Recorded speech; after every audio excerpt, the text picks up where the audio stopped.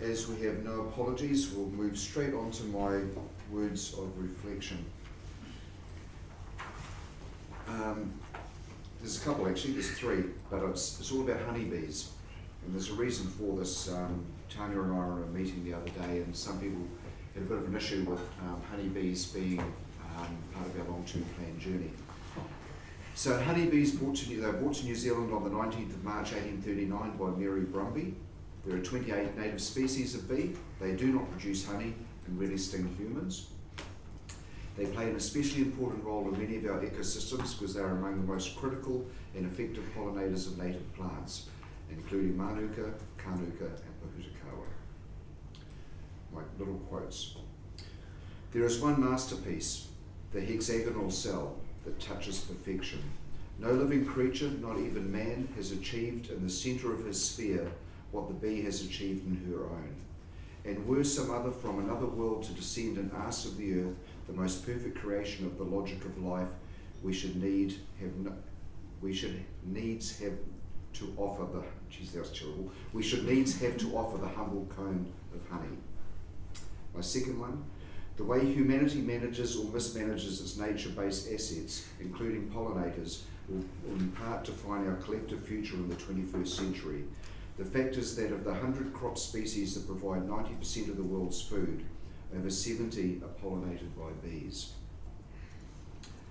And this last one, which is always relevant when you're talking with the public, when you shoot an arrow with truth, dip its point in honey. Nice. Thank you. Very good. Are there any agenda items in today's meeting that any councils have to declare a conflict of interest or feel they need to? If not, moving on. We've already been introduced to Helen. Hello again. Do you want to do it again? No, I was just going to let Helen actually say a few words herself, but she awesome. Thanks, she liked mate. it. Yeah. Sorry.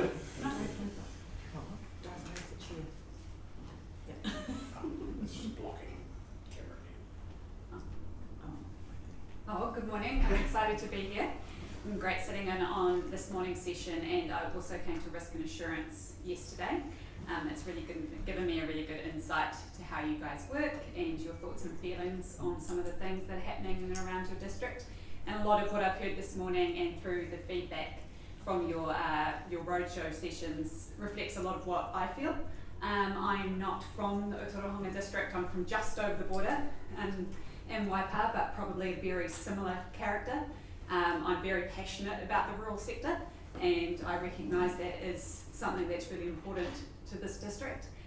So yeah, I'm just excited to be here and work together to a brighter future.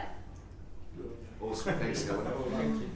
And please everybody take note of Helen's face. Don't do what I did yesterday, walk down the street, see the smiley young lady walking towards me, I smile and say hi, think I know the face. And then when I arrived in the workshop yesterday, it's like, oh, that's why I know the face, yes. So welcome, it's great to have you here. Thank you.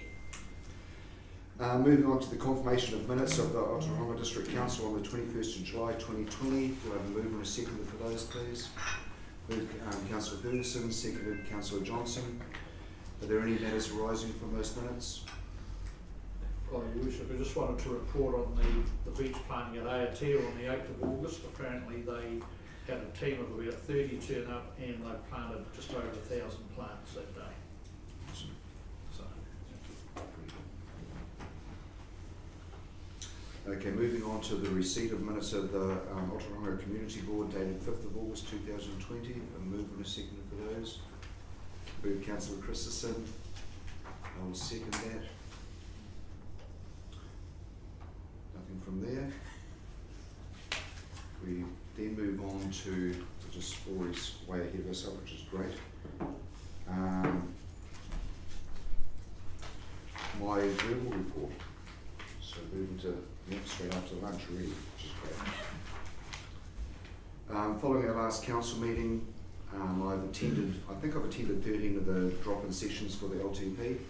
Really interesting around the district. There's some halls I've never been to in my life. Some are incredibly cold at this time of year, so I found that as well. And you can see why they don't get used a lot in the winter time for that very reason. we've had, Tanya and I had a meeting with the iwi leaders here, which is getting to be a common occurrence. We're talking pretty monthly now, 6 weekly, just to catch up on the issues here in the rural community. On the 4th of August, I met with Superintendent Bird for our regular update. Again, really happy with the way Otorohanga district itself is behaving. Communities really looking after themselves. Also very pleased with how our sergeants are running our respective districts as well. They changed the scheduling quite a bit during lockdown, and some of the staff wanted to go to that, and that was having different officers from different districts, or Te Amutu and Te Kuti coming into here. But he's gone back to the original scheduling because he likes the fact that our police here are local, they're living locally, they're playing sports locally, and they become a bigger part of the community. And the same thing goes with, we talked a wee bit about Kawhia, about how the challenges of being a police officer in a small rural community, and especially when you're around the health and safety aspect where you're only working 35 or 40 hours a week, but when you're seeing that you live in a community, everybody thinks you should be accessible 100 or 150 hours a week sort of deal, which is not possible, but that's just one of the challenges that I think has got to be managed over time. In terms of vandalism, theft and dishonesty, no, Otaronga's been really good. What we have found since COVID lockdown is, although domestic violence was down across the district and across the Waikato in New Zealand during the lockdown period, it's increased exponentially since then. And I think that is just back out to reality, the frustrations of where we are now, and obviously higher unemployment and where people are in the current environment. I attended the Otorohanga Community Board meeting on the 5th. We had Buzzy Bee and the Breeze down at the Fat Kiwi on the morning of the 6th, which was fun. Tanya and I, on the 9th on Sunday, went to the Nihi Nui RMC meeting, and we talked a wee bit about the LTP and council mark. I had a meeting with the Mayor of Matamata Piako in town on the 11th. It was quite good, just hopping in the car and going around and showing what's all happening around Otorohanga itself. You know, coming from obviously a bigger community and bigger district, and we talked about the different challenges which we both face. I attended again back to a Zoom meeting with Maniapoto on the 12th, and that is talking about if we go back into lockdown in terms of where that community response unit is, if there is another stage where they have to enable themselves, and obviously the great work that they did during the lockdown period. I've got another meeting with them tonight. We had a mural forum yesterday via Zoom, and then we had our risk and assurance meeting in the afternoon. So it doesn't seem like a lot, but I think just those 13 drop-in sessions really cut into days so much. Then obviously there's all the other activities that went around that as well. So any questions of what I've been up to? Excuse me, Your Worship. Was there any, when you were talking to the superintendent, was there any talk about the policing of motorcycles and quad bikes in Kawhia? There's a lot of usage there where you have to question whether some of the vehicles are actually roadworthy, but also the safety of the people riding them. I know when the previous police officer was out there, he actually provided things like helmets, basically gave them out to people to use, but there is a concern, I think, expressed by a number of people out there about it's sort of like an accident just waiting to happen out there. Sure. Yeah. So That's a conversation we had yeah. with Rusty Snapper the other day too, exactly that. Yeah. No, I didn't talk about that, but what I did talk about was some of the bad driving behaviour on State Highway 31 up to Kawhia, and he's going to throw a couple of police out there to police that road a bit more to catch some of the people who are speeding and cutting corners and just not driving to the conditions. I mean, it was quite interesting when I met the fire engine driving out there the other day. He was half on my side of the road, so maybe that's a good starting point. I'd like to move that my report be received. Second, Councillor Jeffries, all in favour? Aye. Thank you. Moving on to the Chief Executive report, Tanya. Yes, thank you through you, Your Worship. Just I'll take my report as read, just highlighting 3 things this month. So we are back into COVID alert level 2, and I have emailed elected members to sort of let you know what that means for us. It's everyone's back on deck and in the office. Obviously, just following the guidelines set by health authorities. Andrew and I have been attending civil defence controller meetings as we can, and just trying to stay abreast of activity there. And we've been asked to ensure that we have the functionality to stand up an EOC should that be required. So that's about all there. I've mentioned in my report the IANS audit and emailed you on the day that we had that result come through, but just so that it's on the public record. Very, very pleased that a year ago we were pretty much going to hell in a handbasket because our building control area was under enormous pressure. And Andrew and Phil and the team have really come through really strongly and demonstrated to our assessors that we've got it sorted and we're doing really well. 8 general non-conformances that were all sorted out before the assessors actually left the building, so very proud of the team. And the final thing I'd like to mention, which isn't in my report because it's about to happen tomorrow and the next day, and that is Council Mark. So really wanting to encourage your attendance at the councillor session, which is 10:30 tomorrow, and if you can stay to have lunch and join any iwi members that turn up, that would be very much appreciated. So Brendan's put in a lot of work to get us to this point, so really looking forward to that assessment. Happy to take any questions. Could I ask through you, Your Worship, Tanya, the iwi leaders meeting, who was represented at that place? So we had Derek Worcester, we had Jack Cunningham, John Cutty, Gabriel Morgan. There's another person. There's one other. Yeah. Oops. Yeah. Oh, that's right. I was just interested to see whether the coast people were represented, and it sounds like they were. Yes. Absolutely. Yeah. Okay, thank you. So was it just mainly a photo? No. So all are invited. All iwi are invited to send a representative, and we have not yet had attendance from Rokawa, I don't think, at the meeting. We've had apologies from them. We need to break the ice then. Just one further question, Your Worship. Tanya, under the health and safety and wellbeing, the monitoring, recording of health and safety of the contractors, was that an issue for them or for us?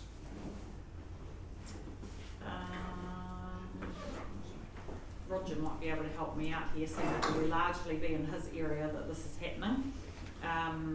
I'm not sure it's an issue. You mean in terms of the fact that they haven't done anything since December last? Is that a concern, or is that? It may be that nothing has, Right. nothing's happened in that space, but I think it's a bit like near misses or near hits, as Tracy calls them. If we're not getting any for a long period of time, she wonders whether it's because there genuinely hasn't been any, or because there's an issue with reporting. So I think she's just going to talk to the team and make sure that we're still monitoring. But may have been, we've had COVID, we've had contractors that haven't been working, so there may be perfectly explainable reasons for that. Councillor, I will add that the contractors are taking it, health and safety, very seriously. Yeah. How it's happening, and the COVID response, if you wish, is really I guess they've stepped up a notch. So, Okay, no, that's fine, thank you. Any further questions, councillors? If not, do we have a mover and a seconder that Tanya's report be received? Moved Councillor Williams, seconded Councillor Christensen. All in favour? Aye. Thank you. Right, moving on, we have our first of our guests with us today, which is Lady out back, Dame Margaret. Would you like to stand and make your way to the front? Dame Margaret Wilson is the Commissioner at the Waikato DHB, and she's also, I work with her alongside her as the Chair of the Waikato Plan. So I've asked Dame Margaret to come along today just to give us an update on where the Waikato District Health Board is, what she stepped there. And obviously open up for questions at the end of the presentation. So it's a fairly loose brief, isn't it? But I mean, there has been a request to have someone from the DHB here, and I think Dame Margaret's in the ideal place to give us some feedback on what the DHB is up to, so welcome. Thank you. Thank you very much. I'll stand if you don't mind. If you wish. Yes, it's when you're so short, it's sometimes you feel just a little better. Tēnā koutou katoa, and thank you very much for the invitation.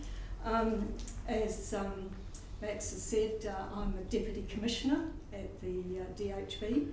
There are, in fact, 4 commissioners. The Chief Commissioner is Karen Patassi, and she appointed 3 other commissioners.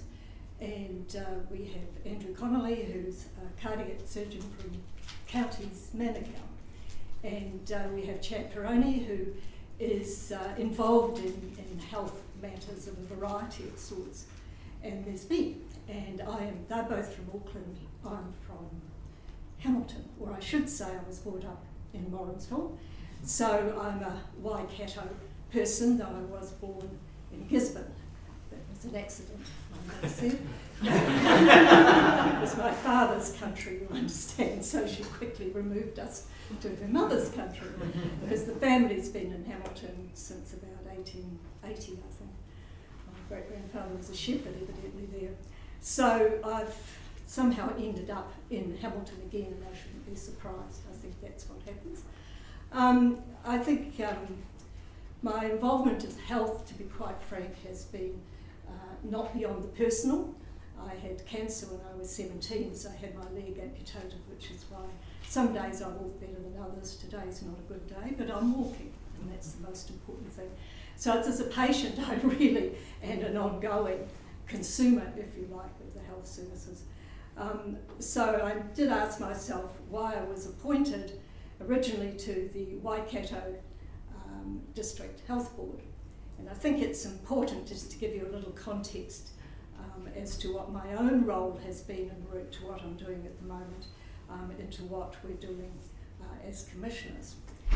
I was asked to take the position of Deputy Chair of the Waikato District Health Board. I did. Probably I should have done due diligence, as we say, because when I got there, I soon realised there were a lot of issues. And a lot of issues, I think, which have subsequently come out, and I don't see any purpose in rehearsing them. But what was apparent to me was that we couldn't function as a proper governance body in an institution that needed some quite serious change. And the result was the Minister agreed with that, and the board was disestablished. So it was subsequent to that, I thought my brief career, as my family told me, being fired from a job rather publicly, but I thought it was in the best interest, and I think most of the other board members, to be fair to them, did too. You get to a point where you just have to take that responsibility, and they did.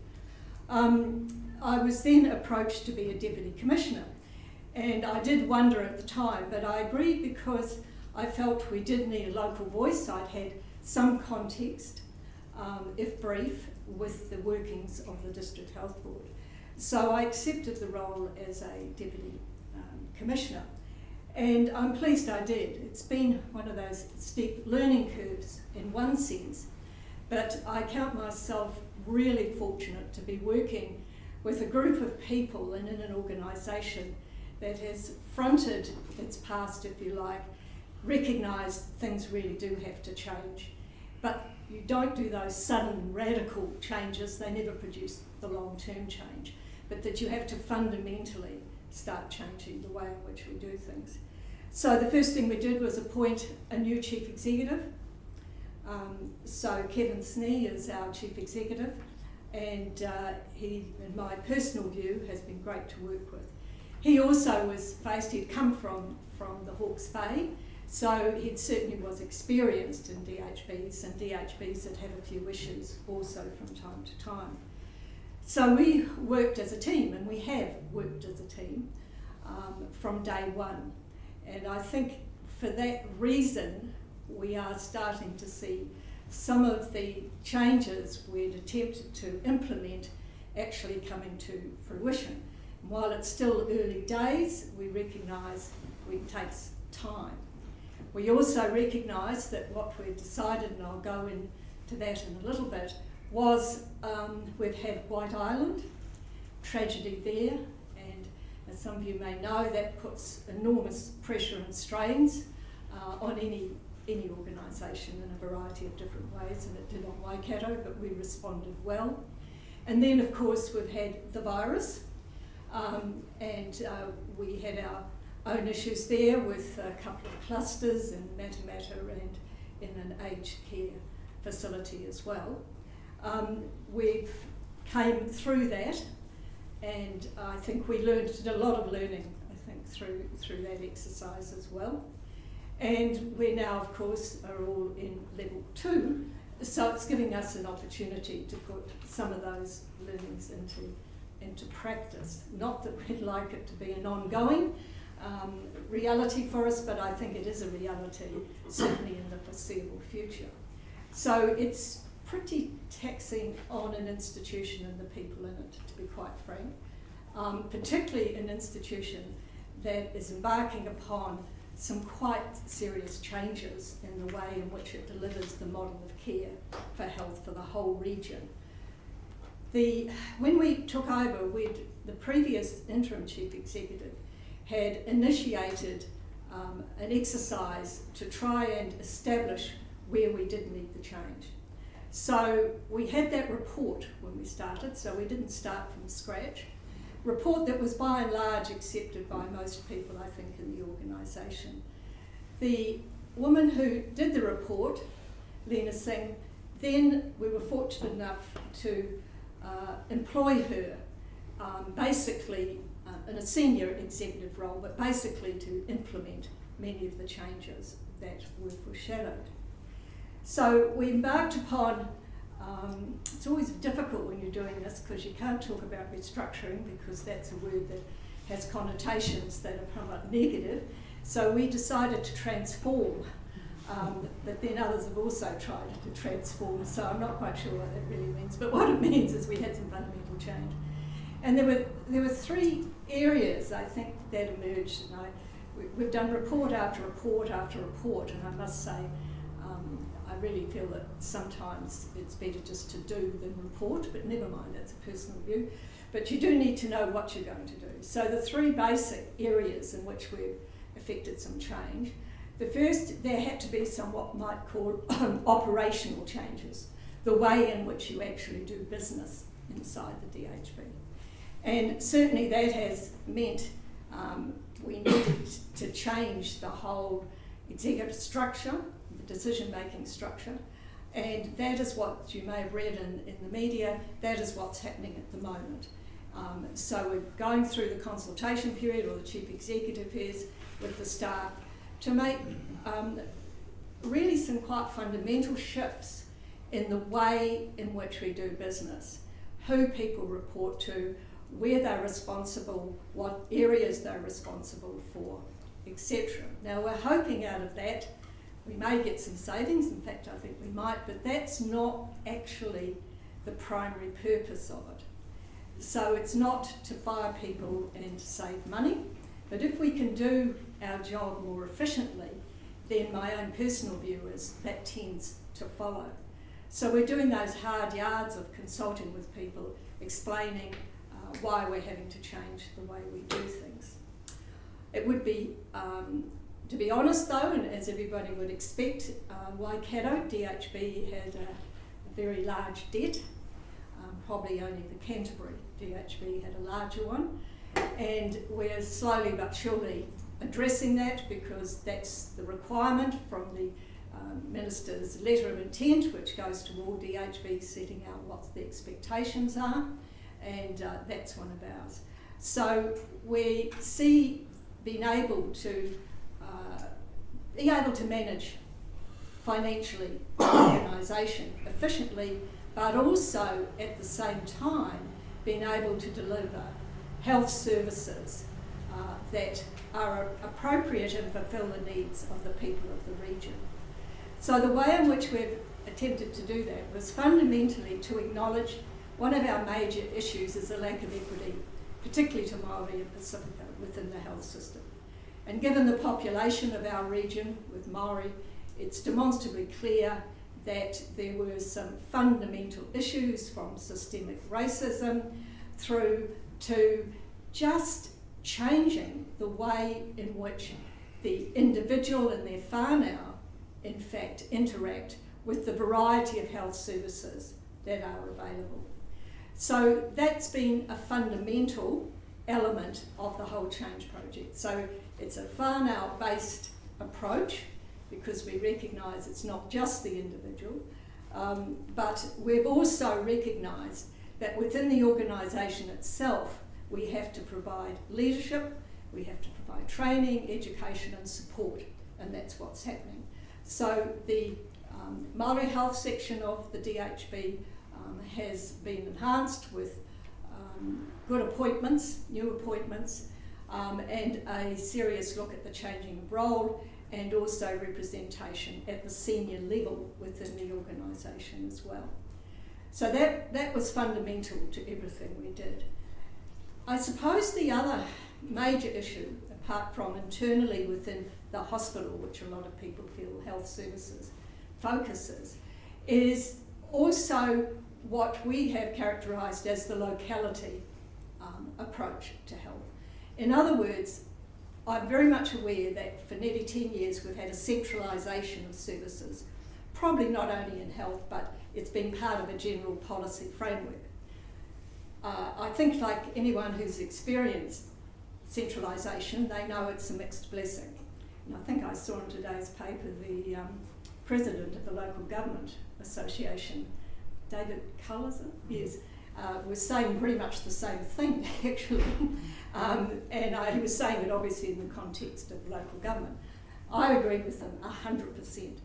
It seems to me that you really, if you're going to have change, you have to understand the communities and the circumstances within which you want that to take place. So there is approach for centralised services, but there is also approach for decentralising decision making so it's nearest to the people. So in fact you sure that you did. So our locality policy, if you like, has been to try and take health to the people, not really very original, and it's what has happened from time to time, and health, like other sectors of our community, is subject to change, and now we think the appropriate change is in fact to have a locality-based approach to delivery of services. Now this is easy, not very easy to implement and practice, but it's something we're absolutely dedicated to. And I think through that we should be able to then ensure that many of the issues that have arisen, and I would say some of the inefficiencies, can in fact be addressed.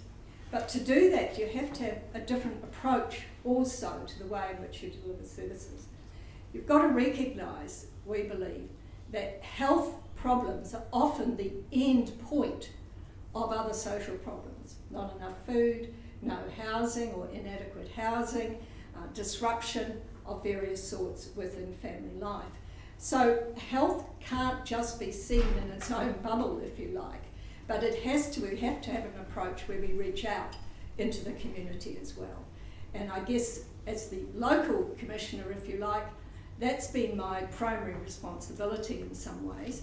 So I've attended the, I think it's 8 or 9 of the community health forums that we have throughout the region, and I noticed we had one here actually just recently, next one's in Tikawiti in October. And that has enabled me to personally not only reacquaint myself with parts of our region, which has been quite wonderful really, because we go from Tamaranui, Mary up to Coromandel, right through the whole region. But also it's highlighted for me even more so that local solutions are the best solutions, but they also need central support. And I guess that's what we're in the process of trying to achieve at the moment. We're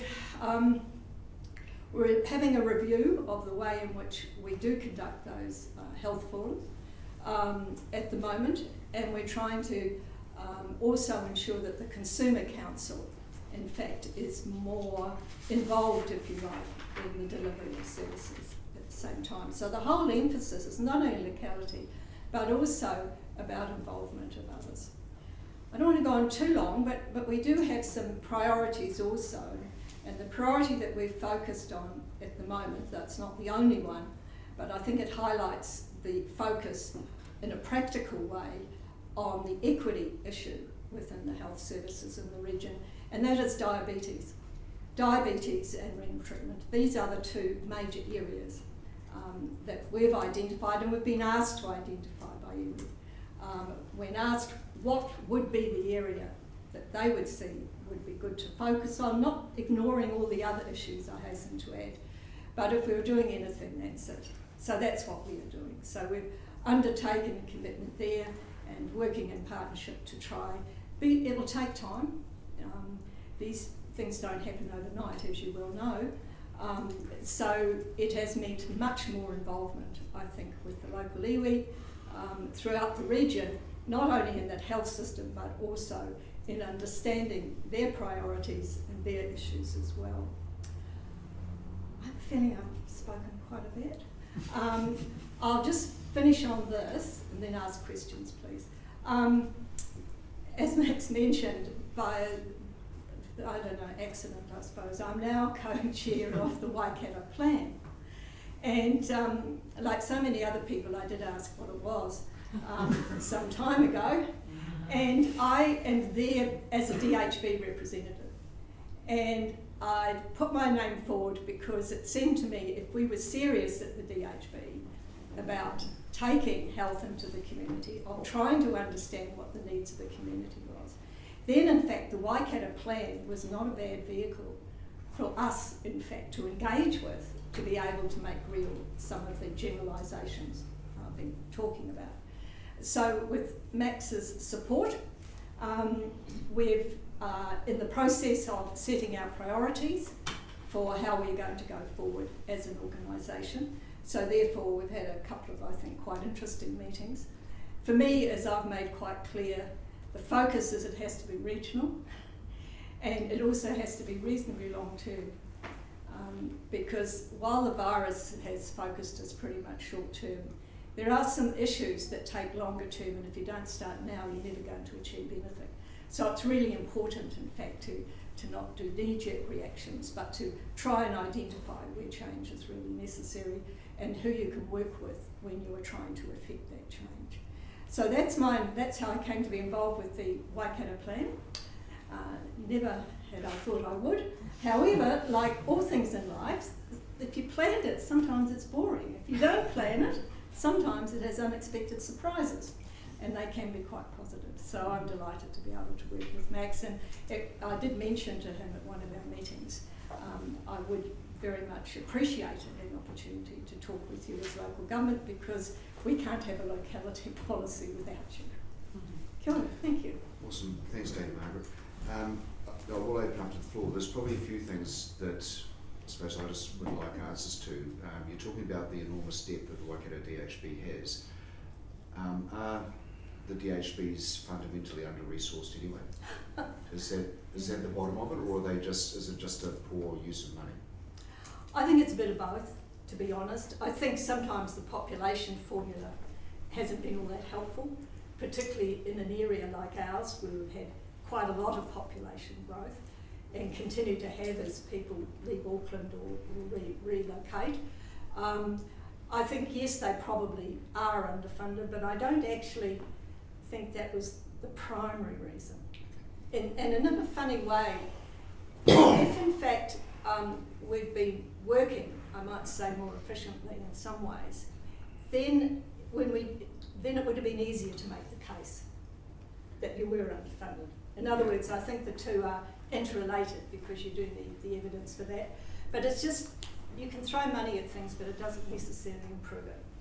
So I think you need both. Interesting your take on diabetes where Councillor Jeffries lives out of Takafia. I think Dr. John, I think 80% of his patients are diabetic. That'd be right. Yeah, so it's a huge part of what his practice is. What I'd like an answer to is in terms of where we are in mental health. Yeah, obviously we are post-COVID. We've seen that the mental health is going to be the biggest issue here, and something that locally we feel hasn't been addressed as well as it could have been. No, I'd agree with you, and in fact at the Waikato Plan Leadership Group, I said I would take responsibility for community and mental health since it was raised by many members of that group. So what I've done is try to inform myself about what's available and what isn't, and all I can say is that first of all, yes, it is recognised by everyone as a primary issue. There's no question about that.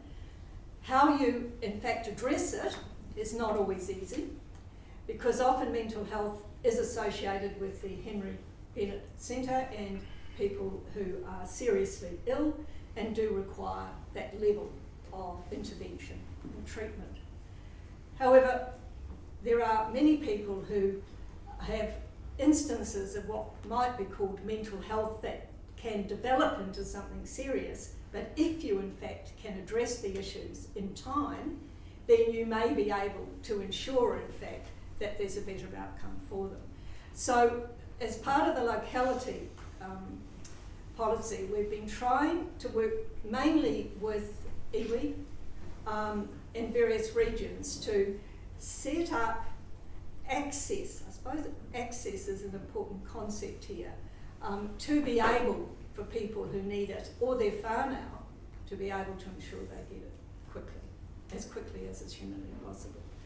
So we've certainly focused on the north region, Huntly, Ngāwahia, and we've set up in Huntly now, and this is, if you like, almost a model, I think, we hope will be a model, where it's not just clinicians and social workers, it's recognising if it's a housing issue or a food issue or a violence issue.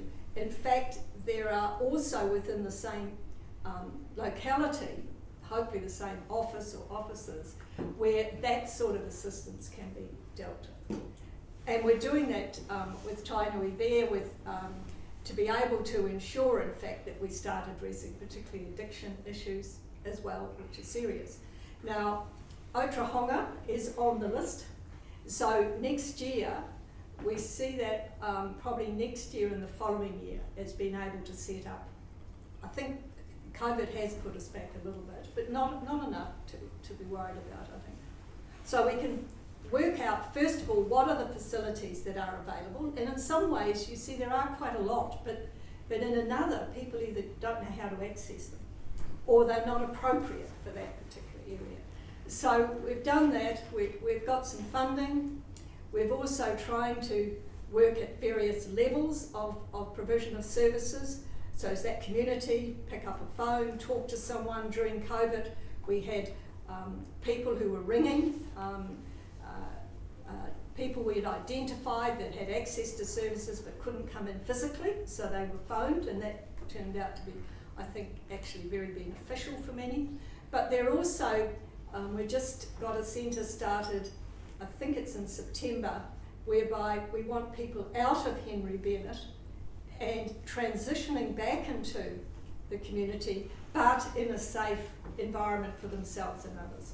So we've got funding for that as well, to start that. So it's slow, but it's there, and there's a great consciousness of it. So perhaps at some stage I could have a more specific conversation with Vicky and some others from the DHB as to how we work here. Thank you. Councillors, questions? Yes, Councillor Bloss. Dame Margaret, I've got a history in health and particularly mental health going over 40 years and including at the DHB, and so it's pleasing to hear what you're saying. But unfortunately, what is happening was undone a number of years ago when they pulled out of the community, which was an absolute travesty when they wanted more money for mental health in the hospital, and they closed down a lot of services, community services that were offering a lot of support. Now where I live is rural, and the people who are having mental health issues are young men because of the stress and everything else that's involved in farming. And there's no service for them, and the local the local GP, either they're not interested in mental health or they really are not able to facilitate good services. I would really like to hear that there's some improvement around the mental health support that's available at the GP clinics. Yes, I think it varies from GP clinic to GP clinic, and I think that's another whole issue which is part of the review, and that is the services that are offered by PHIs. And of course, on top of all this, we do have the Simpson report, which makes some fundamental changes, both in that area and in the DHBs. So we'll have to wait till after the election to know what, if any, of those recommendations will come about. But your general point, yes, and that's precisely what I mean, I could give you a whole lot of information about who they could ring and contact, but to get people in the position where they will do that because they feel confident enough to do it or even know about it is where it's difficult. And yes, you're right about young men. Not only addiction, I hasten to add, I think people associate that with addiction, but No, also it's not. it's It's not. depression. It is depression. You're quite right. Yeah. I think it is actually a major issue. Mm. Yes, Councillor Jeffries. Kia ora, Margaret, and yes, Kit Jeffries, Kāpia Tekaroa Ward. I've got a couple of questions. Well, the first one's not a question actually, it's more of a statement. I had a family member who was suffering very badly from depression and was referred to the clinic, Henry Bennett, and the feedback that I got from that person, plus other family members, was that the whole reception area of that area was almost enough to make a person who wasn't depressed. And so I just wondered whether any work had been done around making that sort of more welcoming and more user-friendly, if you like. The plan is to demolish it actually. Oh, good. Okay. Because what we've got an indicative business case in with the ministry to totally revise the whole mental health services that traditionally have been given through Henry.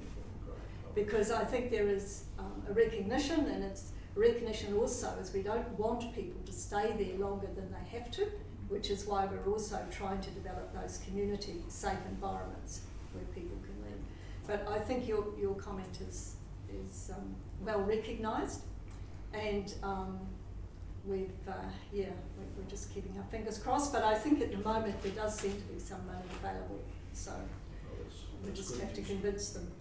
Good. Well, I'm pleased to hear that. Thank you. The question I had really then was, we have a very good doctor out at Kāwhia, and Dr. Burton, and the health centre out there. What is the DHB's approach to supporting those sort of outlying small rural services like the one in Kāwhia, but also the hospitals at Tikawiti and Tonganui as well? Do you see that the funding for those is going to continue, or Yeah, I think I've been particularly interested in quotes rural hospitals and what happens, having visited them all several times and trying to work out what is the best use for those facilities. And the resource is too great not to use somehow. So the idea is to try and be able to integrate them as part of the locality. Part of the problem is staffing, particularly medical staffing, to be able to provide those sorts of services anyway. And I think the lack of rural GPs is recognised as a major issue, but it seems to me not an awful lot has really been done practically about that, and I guess we all have our own views on what we could do. But certainly we've, in Thames in particular, I do know we've got a good relationship with the iwi there. We do actually provide community services through that facility. I think also in Tikawiti, in Tokoroa and in Tamaranui, we're constantly looking to see how in fact we can provide, well they already provide services. I mean, if you're in Tokoroa, for instance, you're on the main road, so the number of accidents that actually have to use that facility is quite high. Right. So there's no interest in us not supporting them. It's a question of how we best do it with the resources we've got. Yeah. Kawhia, in fact, each time I go by and I see the sign, too long since I've been out to Kawhia. You must come out. So, well, I was just thinking that. I'll talk to the community health group and see if we can't arrange to come out and just have a special session. There's the health service has just been through some alterations out there to enable the doctor to attract third and fourth year students to try and get perhaps some of those young ones coming through interested in GPing in rural areas. So there's a little bit going on there. The only other question I had was that the air ambulance service is just a wonderful facility, and I guess, you know, outlying areas, not just like Kawhia, but out in the rural, they rely so much on the service that's provided by that air ambulance. So is that, you don't see any problems with that continuing in terms of support from DHB? And I know that they're always struggling for funds. Yeah. Well, I guess it's, you know, there's always another agency that so I don't want to speak for them, that actually runs the service, but no, I've heard nothing. But what that would indicate the service won't continue. And I know there was a review, wasn't there, with Rotorua and Taupo? Yes. I think yes. Yeah. So there's an understanding and sympathy there. But what I didn't mention is part of what we're trying to do is, every time I went to Tamaranui, I was told about the bus. And the bus really wasn't, in my view, a very suitable means of access to the hospital. So we've now managed to not only get a new bus, or a flash bus, as it was described to me when we were down there blessing it, but also I've asked for a revision, if you like, of our transport policy generally, because it's mainly throughout the region. So if you're in the Coromandel, you've also got some issues. The helicopter service is fine, but often you need to have access that doesn't require a helicopter. Sure. And we, by and large, rely upon volunteers, or have relied upon volunteers. Now, we see certain agencies, like I think the Red Cross has decided not to continue to fund. So we're in discussions and negotiations around the region with the various groups that do that, to see what support we can provide. That would be great. I know that the St John ambulance at Kawhia is struggling for volunteers, if you like. I think they're down to about 3 or 4 staff, so which puts a considerable strain on the ones involved. No, obviously a visit to Kawhia is becoming very important. You'll be very welcome. We'll look after you. Thank you. Thank you. Yes, Councillor Johnson. Yeah, I suppose my area of interest is aged care. Oh, yes. I'm a trustee on the West Home, and we're very grateful for the support that we get from the DHB for our funding, as we're not for profit, of course.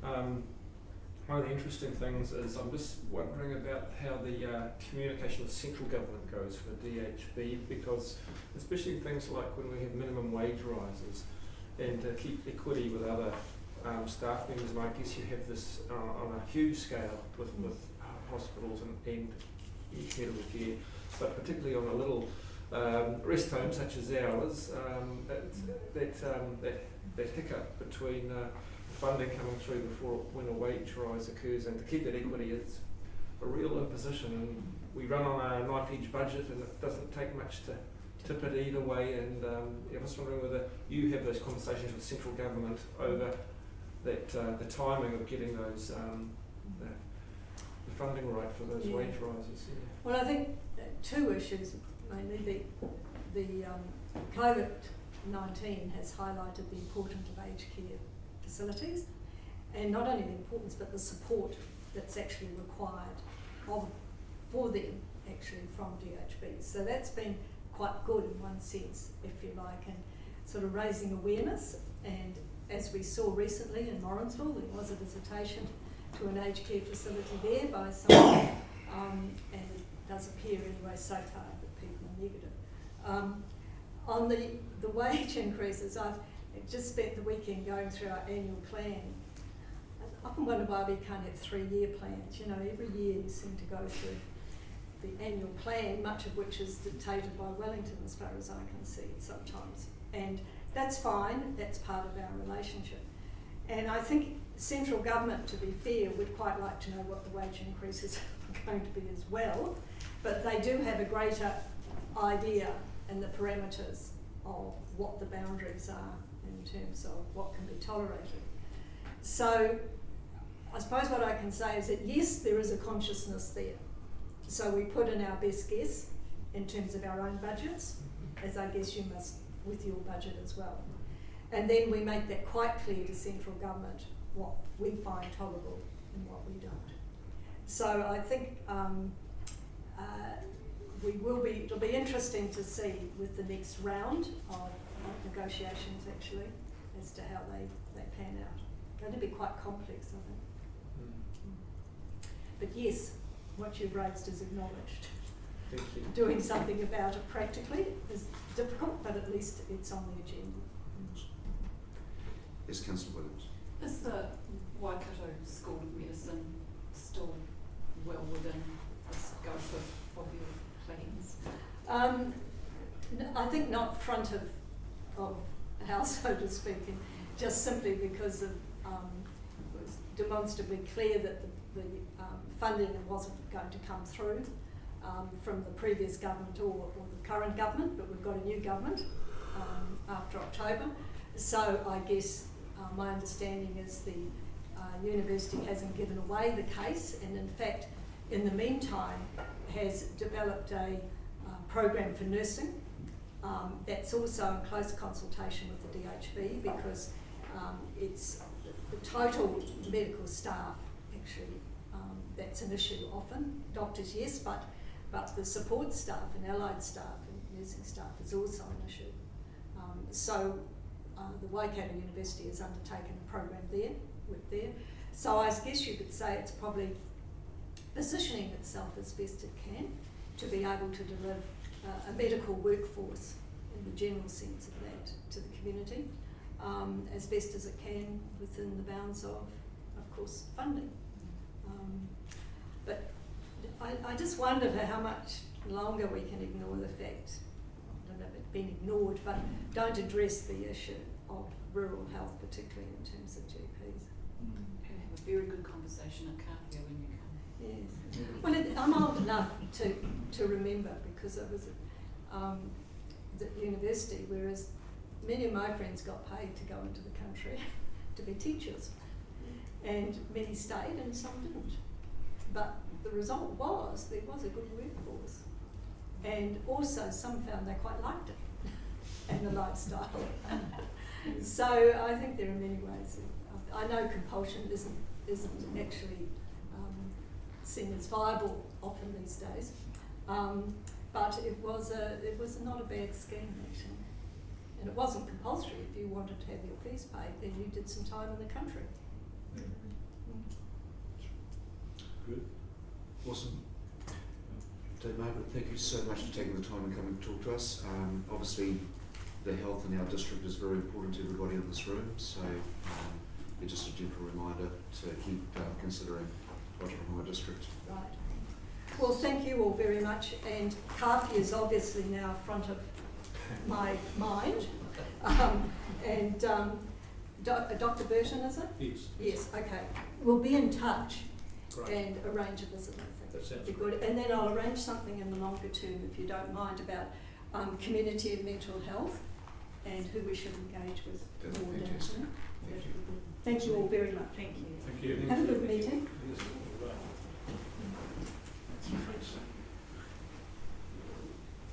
Thank you. Pleasure. Lovely place. Thank you.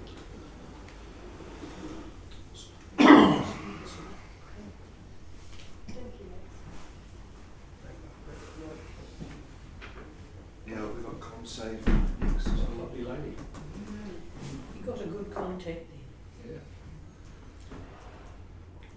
Okay, while we're waiting for CommSAFE, is Chris here, do you know? No, not at the moment. Your worship, are you going to get Mark and look at the water report next? Yeah, absolutely. Is that okay? Do you want to?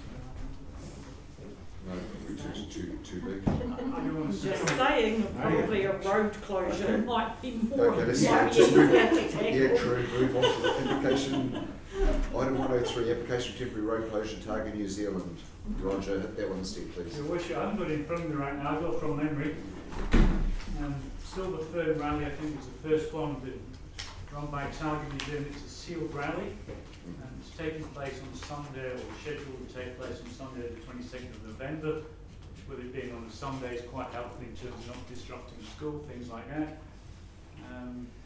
I think that, as you recall, we had some interesting conversations around rallies in previous council meetings. I think staff have now perfected their process in terms of managing the condition of the road before and after the rally, and also that Targa New Zealand and the Hamilton Council, for that matter, are quite clear on our requirements too. So without going into too much detail, I'm happy to take any questions. Awesome, thank you, Roger. Any questions, councillors? I think the thing is, as you mentioned, Roger, it's all pretty straightforward, but it's taken a little while to get to the point where everybody's comfortable. Is this the first time we've gone through Ranganui? That's a very astute question, councillor. I believe that it is.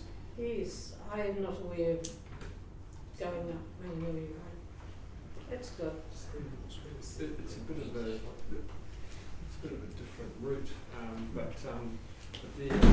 especially when you see here it says biennial race held with international rally participants, well, we need to give them as much encouragement as we can do, and they might not end up having a race. So, yeah. Okay.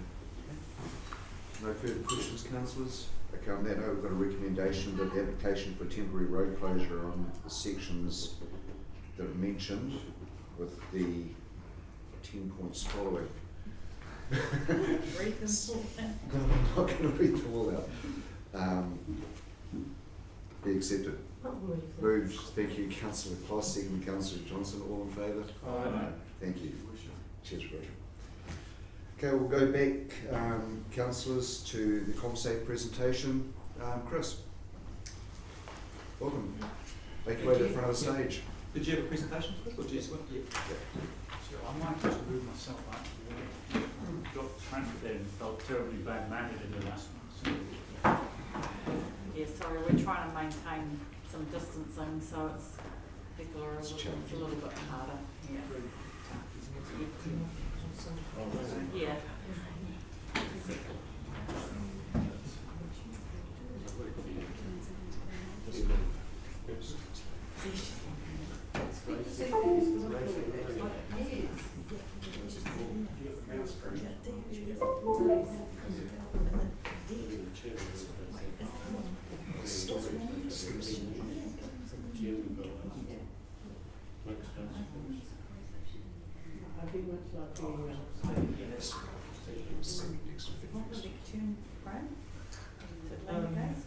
Enjoy the LinkedIn, Chris?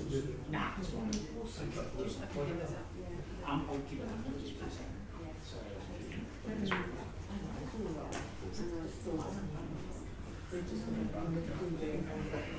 Thank you.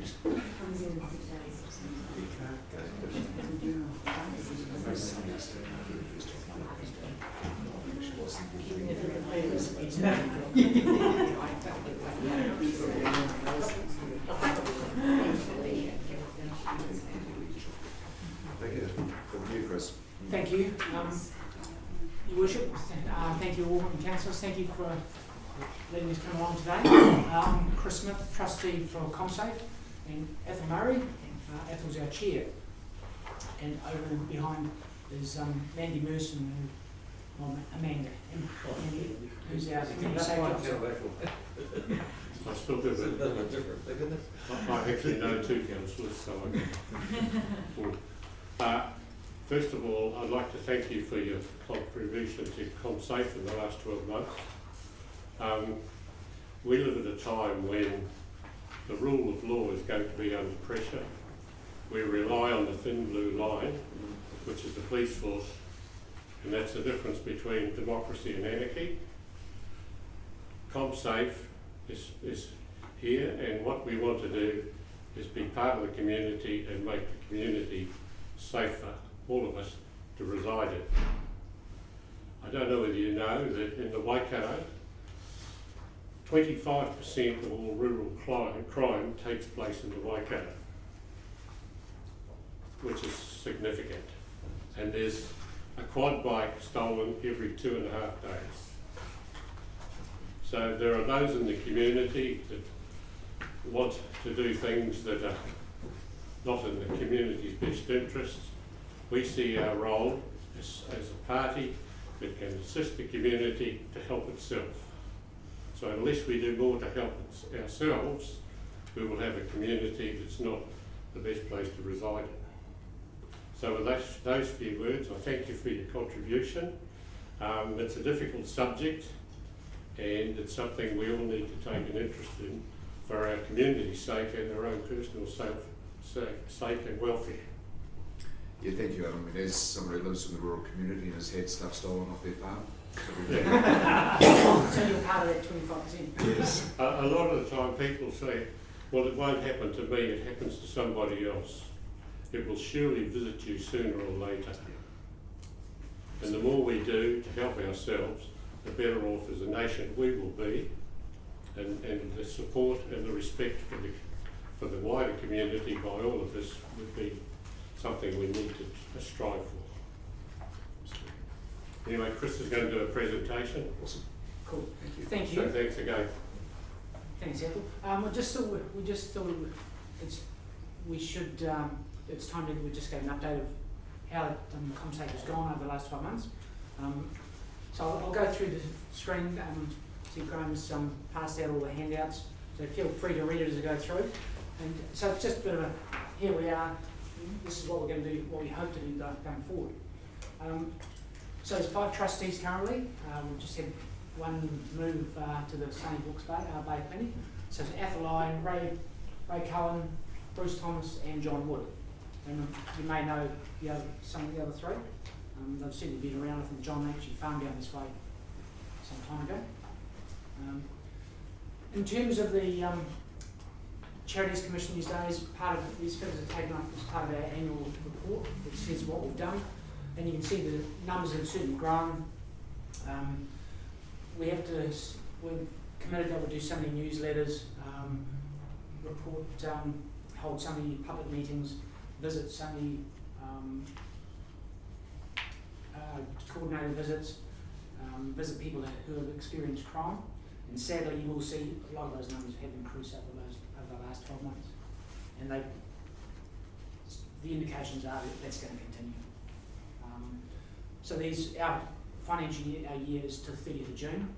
Just since 30th of June, there has been quite a significant increase in crime over the last month or so. Just as I think we might have told you before, we a few years ago when CommSAFE invested in an online database system, which we purchased for 2 reasons. One, it's a great database system. It's a good tool to communicate. We can communicate. It's also there for civil defence. So as part of the database system, the people, the households can actually put in their personal requirements, if their skills, resources, needs requirements. If they're a diabetic, they need 24-hour power, or if they've got a bulldozer in a state of emergency, they can provide a bulldozer or a front end loader or whatever. So people actually put that in. If we ever had a state of emergency, a civil defence around our area, civil defence could come to us and say, can we have details of who's got what? And that's one of the big things that we liked about the system. It's not cheap to run, I must say, but hey, what database is. One of the other features of the system is it has a facility called a SITREC. And on the screen for one of these in your handouts, we can, and the public can actually do this. So they can actually go online into their own address and under their own name and say if somebody's taken their car, smashed their letterbox, heard a noise outside, they can actually load that themselves. Otherwise they run through and tell me, or send an email or whatever.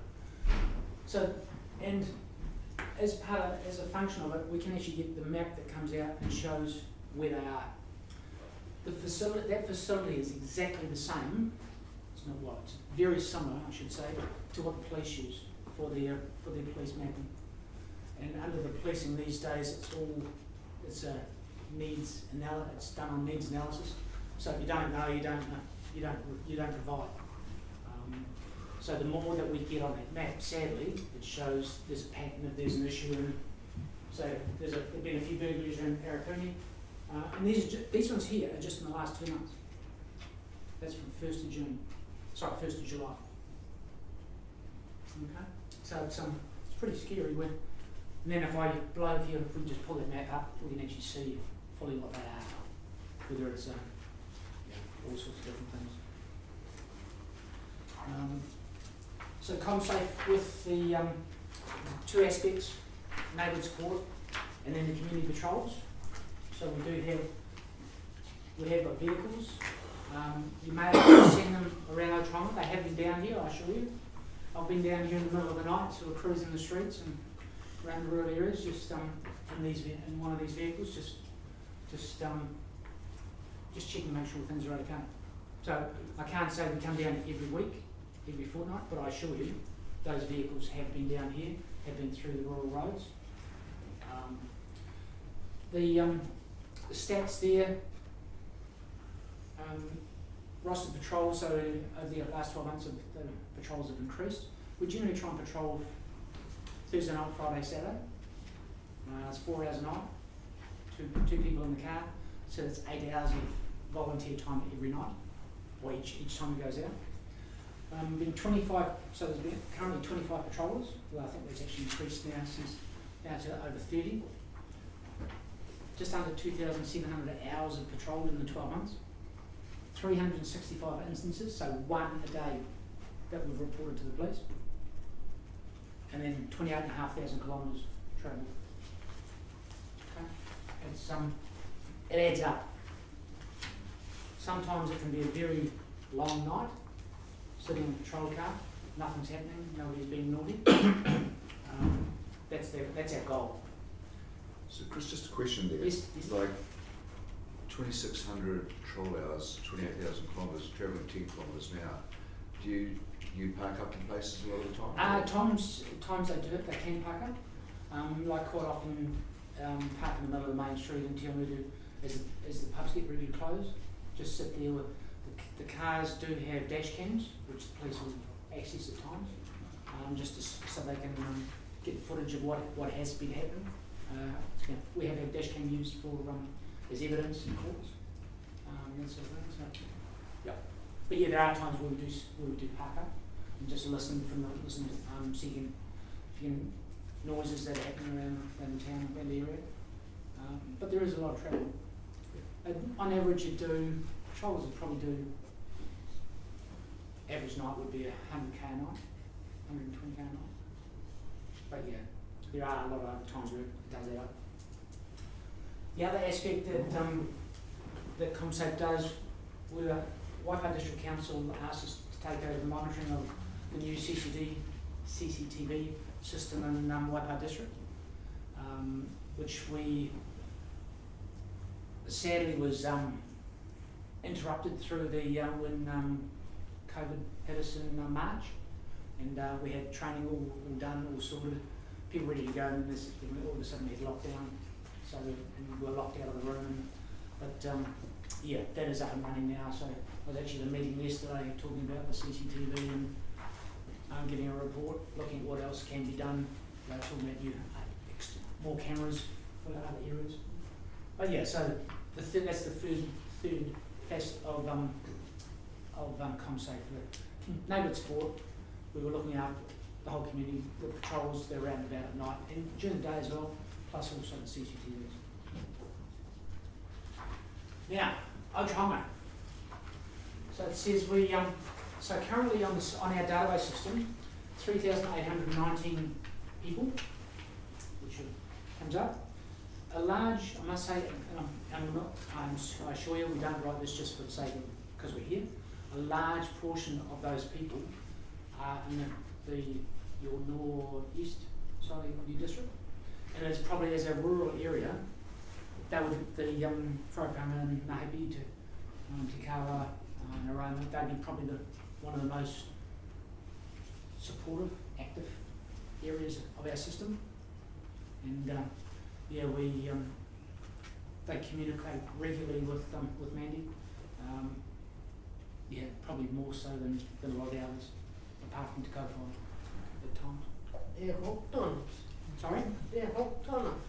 They are, well you know, Rob. Absolutely, they're hooked on it. Yeah, yeah, absolutely, yeah. And but they are probably one of our, and always have been from day one. They're probably one of our biggest supporters in the rural area. Are they just naughtier out there, Chris? They are, yeah. It's always people You that wouldn't up that way. dare stop on the side of the road Yeah. because you'd be reported and someone would be talking about you. Well, sadly, what it is up there, being honest, it's a bit of a thoroughfare from Mankino, Takara, up through that way. Yeah. And that's why you've got cameras up your way and your way. It's a hobby for some people. That's called vigilantism. Yeah, so around that way there's in the stats I haven't picked the number of roads and stuff because with the way the district sort of weaves and cuts across roads and all sorts of things, I haven't got an exact number of how many groups are in there. We know out on this side there's over 50 roads that we cover that have come not right through, but there are members from 50 roads. Yeah, and then as I said, we've had certainly the community patrols have been down this way, and that'll continue, I assure you. We have had talk. We have got several patrol vehicles, and there has been discussion that at some stage we would look to actually bring one down here that would be here for Te Kuri and Otorohanga.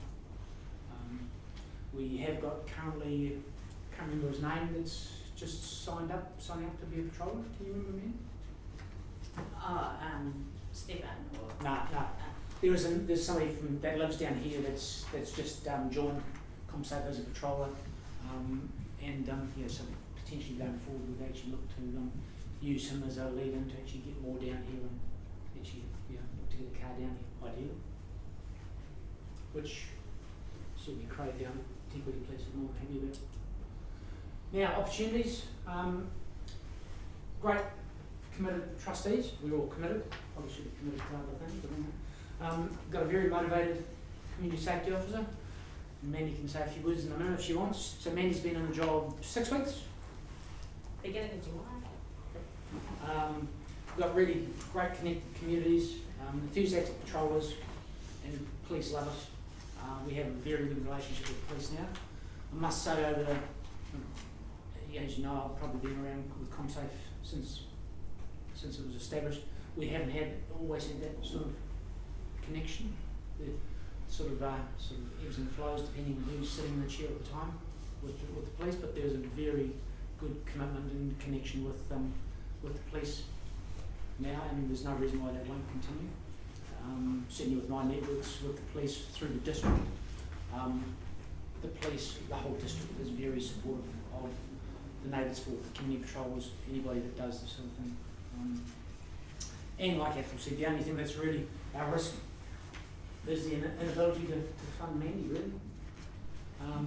So Mandy is paid, she's employed 30 hours a month, probably should be full-time, there's enough work to be full-time, being really honest. And I personally believe that if funding was there, there'd be enough work in the community for Mandy plus somebody else. Probably 1.5 FTE. But of course, we always, without our supporters, we can't survive. So we certainly, as Ethel said, we certainly appreciate and thank Otorohanga District for the support that you have given. Yeah, it hasn't certainly been taken for granted, that's for all. Any questions for any of us? Awesome, thanks, Greg. I do have a question about the monitoring of the CCTV. Yes. If that were to be the case, like with Waikato, once it gets up and going, I assume that is going to be up and functional at some stage? It is now. It is now? It is now, yep. And that 35, are they volunteers? They're all volunteers, so yeah, all the only paid person in CommSAFE is sitting over there. Okay. Yeah, so we have patrol, so we've got between the your monitoring, so there's about 30, I think now there's about 30 people that have signed up for monitoring for the CCTV. We did lose when lockdown came, and we did lose about 5 people. We lost interest with that lag of no, we can't do training, you can't get in the room to do, so we lost. So there'd be about 30, I think, although there are some coming. They are volunteers. Yep. So is that live monitoring, or is it going back? It's live monitoring. Yep.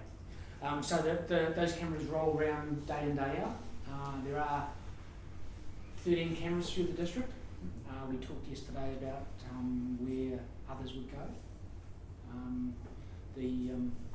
There's 7 in Cambridge, 6 in Tiamutu. There'll be a few more going to both towns over the next 12 months. And there's 3 types of cameras. There's just the standard camera points each way, or they can go both ways. There's the PSD, I think it's called, which you can swivel, and then there's the number plate recognition. So 3 types of cameras, and they've been put in, particular cameras have been put in certain places for specific reasons. So 2 patrollers will actually, just like in the car, you'd always have 2 patrolling at a time. So that you've got one that's actually watching the camera, one on the police radio if need be. So we are connected to, that room is connected to the police. It is in the police station, although it's sort of locked away, so we can't get into the station. But yeah, definitely monitored. At this stage, the plan was always, it would be 6 hours a night on Friday and Saturday nights. So it'd be 9 till 12, 12 till 3. And I can imagine it would be a very long 3 hours at times, sitting watching cameras. The cameras do have the ability, or they're recording the whole time. The plan was that if anything was seen on the cameras, radio through the police, they'll deal with it straight away. You can mark it, you can zoom in on depending on the camera. So it's pretty functional. A couple of cameras do have issues about zooming afterwards. There's certainly a lot more. It's easier and better results to manipulate in real time as against. Questions, councillors? Do you have any questions? If I can just say where it's got Wharepa up south, that actually includes Arahina and Nauroma, because Arahina doesn't exist now as far as the postal zoning is, and so that does cover that Arahina and Nauroma area, which is part of our district. Sorry Robin, I was just lazy when I typed. No, that's all right, but when you're at Otorohanga, you mention the names of the district. So is CommSAFE available to anyone who wants to log in? They are. So when the trust was first started back in 2006, it was Tiamutu Safer Community Charitable Trust, which was a bloody mouthful. Sorry, I shouldn't say that. Which was a mouthful. And about 2011, the trustees felt that we had built a product, a trust that was good enough and functional enough to be available should be available for everybody. hence the name, we changed the name to CommSAFE, Community Safety. And it's been the trustees' belief that if a community wants assistance, we should be able, where we can, to support that and provide that, whatever it, depending on what it is.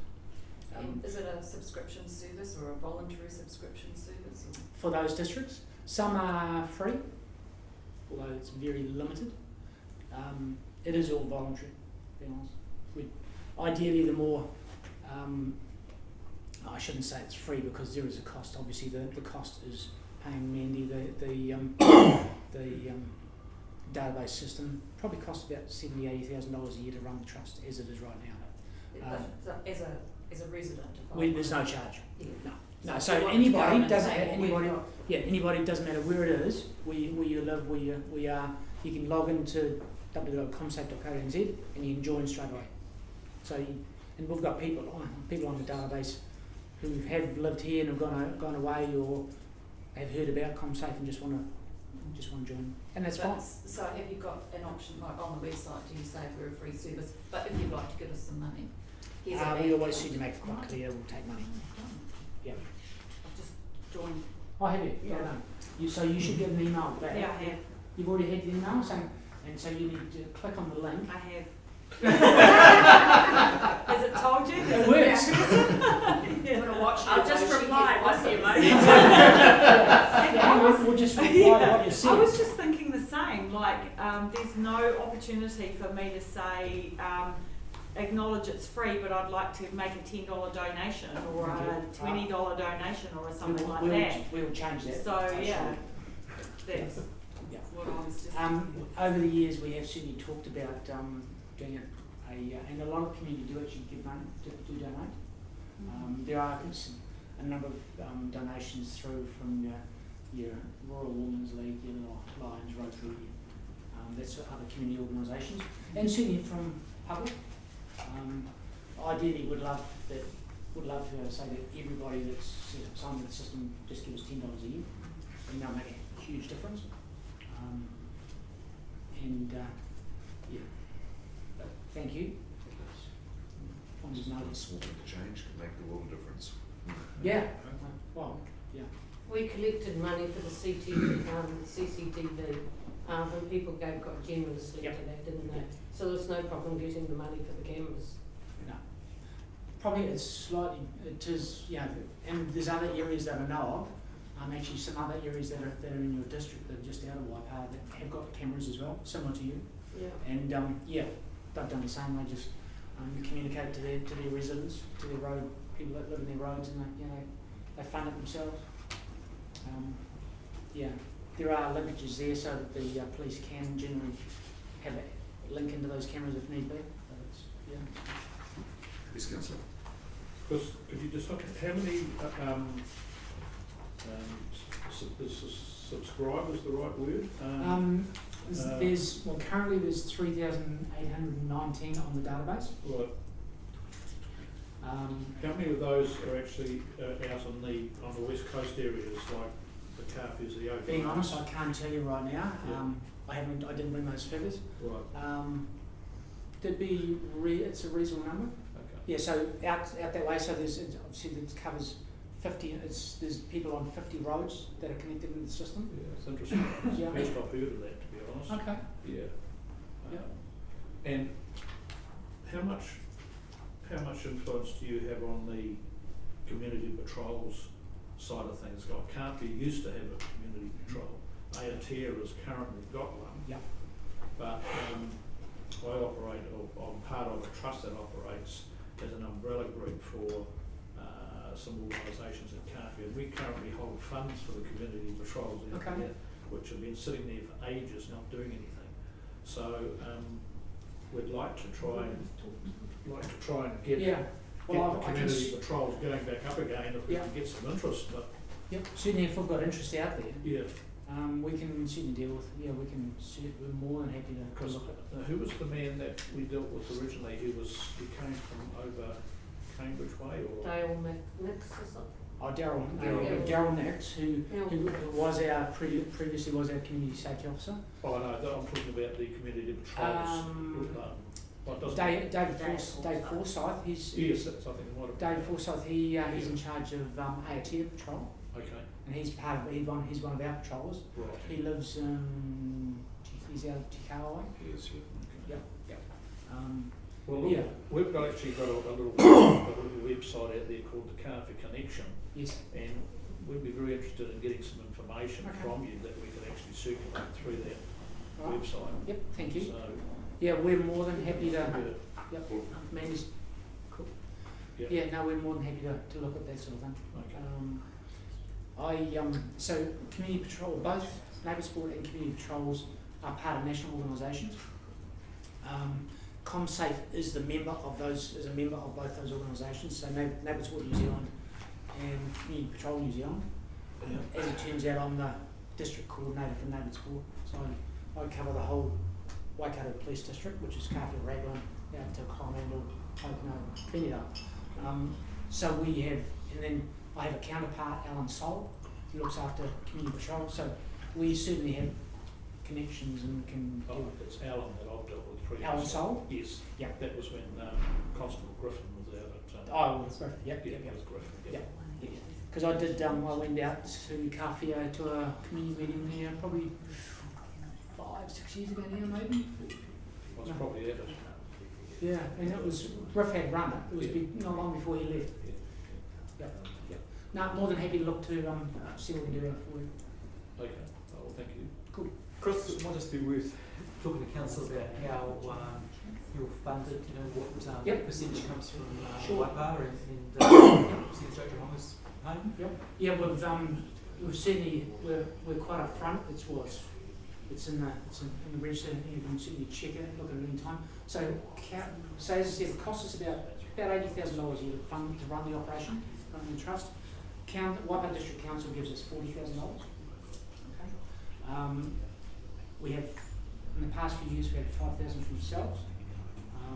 Then there's Greenly Meets and a few other organisations give us sort of $10,000, about 5,000, and then the rest of it is just the smaller 500s, thousands from the various community groups. Certainly, we would obviously love to have more from this side. We'll take what we can get, I assure you, without being too rude and blasé.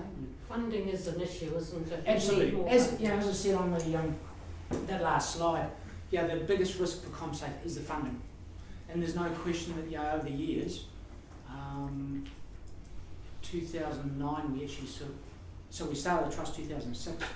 About 2009 we had to cancel the contract for our community safety officer because we ran out of money. And that is the largest cost when you look at everything else. So we had to cancel the contract, and that stopped everything. So the Labour Sport side of the trust went backwards significantly until we actually managed to build up resources again and sort of managed to turn things around so it was a lot more sustainable. We're okay now, but we're certainly every March, April, May, every year we look into how we're going to pay the bill this month, sort of thing. So there's no question it's always a struggle. For years for a number of years we have talked about trying to get seed funding. A bigger picture. I spend half my time for the trust, or a fair portion of my task in the trust, trying to fundraise. We're going to every community type grant that we can apply for. So if you want to know what they are, I know. Fundraising or funding is the biggest danger to the trust. So currently council's funding is in place for this long-term plan cycle. It was subject to CommSAFE doing a presentation back to council on what their activities have been over the previous years. So obviously going forward for long-term plan discussions for next year, that's through the funding we need to discuss at that stage. How much are we contributing at the moment then, Grant? I think it's 4,000 or 5,000. I think. Yeah. The last 2 years, about 5,000. And we haven't. Last year we sent an invoice which was a bit rude, to say the least, without sort of talking to you. So we apologise for that. And so I think we made it quite clear that there's no way on earth that will happen again. And we've been to Waikato District Council and presented to them. We would have hoped to have been here earlier, but of course with what we're going through in the country, times can be difficult. So yeah, but we don't take things for granted, I assure you. Do you volunteers do a police check in on that, or they just? Yes, all volunteers. Well, so everybody that sits in a patrol car or in the CCTV room has to be police checked. Okay, so everybody has police vetting. I was talking to a little while ago. I was up in Huntley at a police community meeting, and I was talking to the community patrollers up there, and I said, "Oh, how's your patrol going?" Struggle. We can't get our people through the police vetting. Funny that. But no, definitely all of our people have to be vetted first. Even young Mandy was vetted. I've been vetted, or even the trustees are vetted. Because we do. I just got through. Because the reality is that we sit in a car that's marked with police markings with the chevron. We have got police radios. We do see and hear information that is confidential. Okay, so we do have to sign, as well as on the database we have everybody's personal detail, people's personal details, phone numbers, email addresses, that sort of stuff. So it's everybody's information. Yeah, Chris, I think Tony's got a question. Oh, yeah. To be on your sponsors list, Yes. do we have to have funded you a certain amount? Mm-hmm. Oh. Because we're not there. We talk, shall we, Tony? Okay, cool. I took one off last week. Oh, that's cool. You do get a weekly email around all the activities that are actually going on, and it freaks you out when you actually see how much activity is going on in your district. Yeah. All the time. Yeah, it is actually quite frightening what is out there. And a lot of the stuff that you see in the paper, may hear about or see in the paper, there's a lot you don't see. Late last week, around Te Mutu, there was potentially an abduction. Potentially. That was scary, eh? 15-year-old girl out running, followed. Just luckily somebody thought that person doesn't look safe and that one doesn't look too good, so she stopped and picked her up and took her home. And you won't see that sort of stuff. So there are, and we get it through into our, that's loaded into our that online system. So we do see a lot of things that the public don't hear about. So it gives us a pretty reasonable idea of what is happening out there. Obviously we talk on a very regular basis with the police. Ryan Fleming, our community constable, or police liaison officer as they're called these days, Mandy meets him every week. Just about you see him talk to me every week. Probably every 2 or 3 days, Yeah. to be fair. And I certainly see him on a regular basis as well. So we talk together a lot. We share information. There's things that they tell us that they probably shouldn't do, and anything we get, they get straight away if they need to. And it doesn't matter where it is, whether it's in Otorohanga, Te Mutu, Te Mutu, where it is. If it needs to be shared, it needs to be shared. Thank you, Chris. Okay. Well, thank you for the opportunity. If you haven't joined, please join. Actually, I think, sorry, Ethan. One thing I just wanted to mention, and it's coming up in a referendum shortly, the election is on. But driver behind a lot of the crime, the majority of it is drugs, and the payment of drugs. That's what drives a lot of the crime that is permeating the rural community, and that should not be lost on us. It really is. Thank you. Chris, Ethel, Mandy, thanks very much for the presentation. Excellent, thank you. It's good to see you. Thanks for the time. Thank you. Do we need to be a sponsor?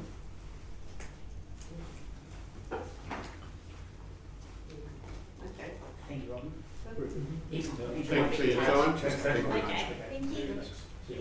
Let's hope we get some rain, because us farmers need rain, and then come lately.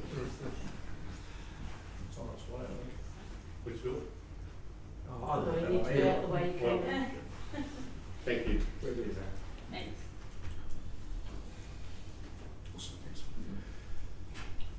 councillors. On that note, we'll adjourn for lunch. What time are we going to be back? We'll be back, anybody who's listening, at... One is the next presentation, isn't it? Yeah. We've got people coming Okay, at 1. eat fast, councillors, 1 o'clock.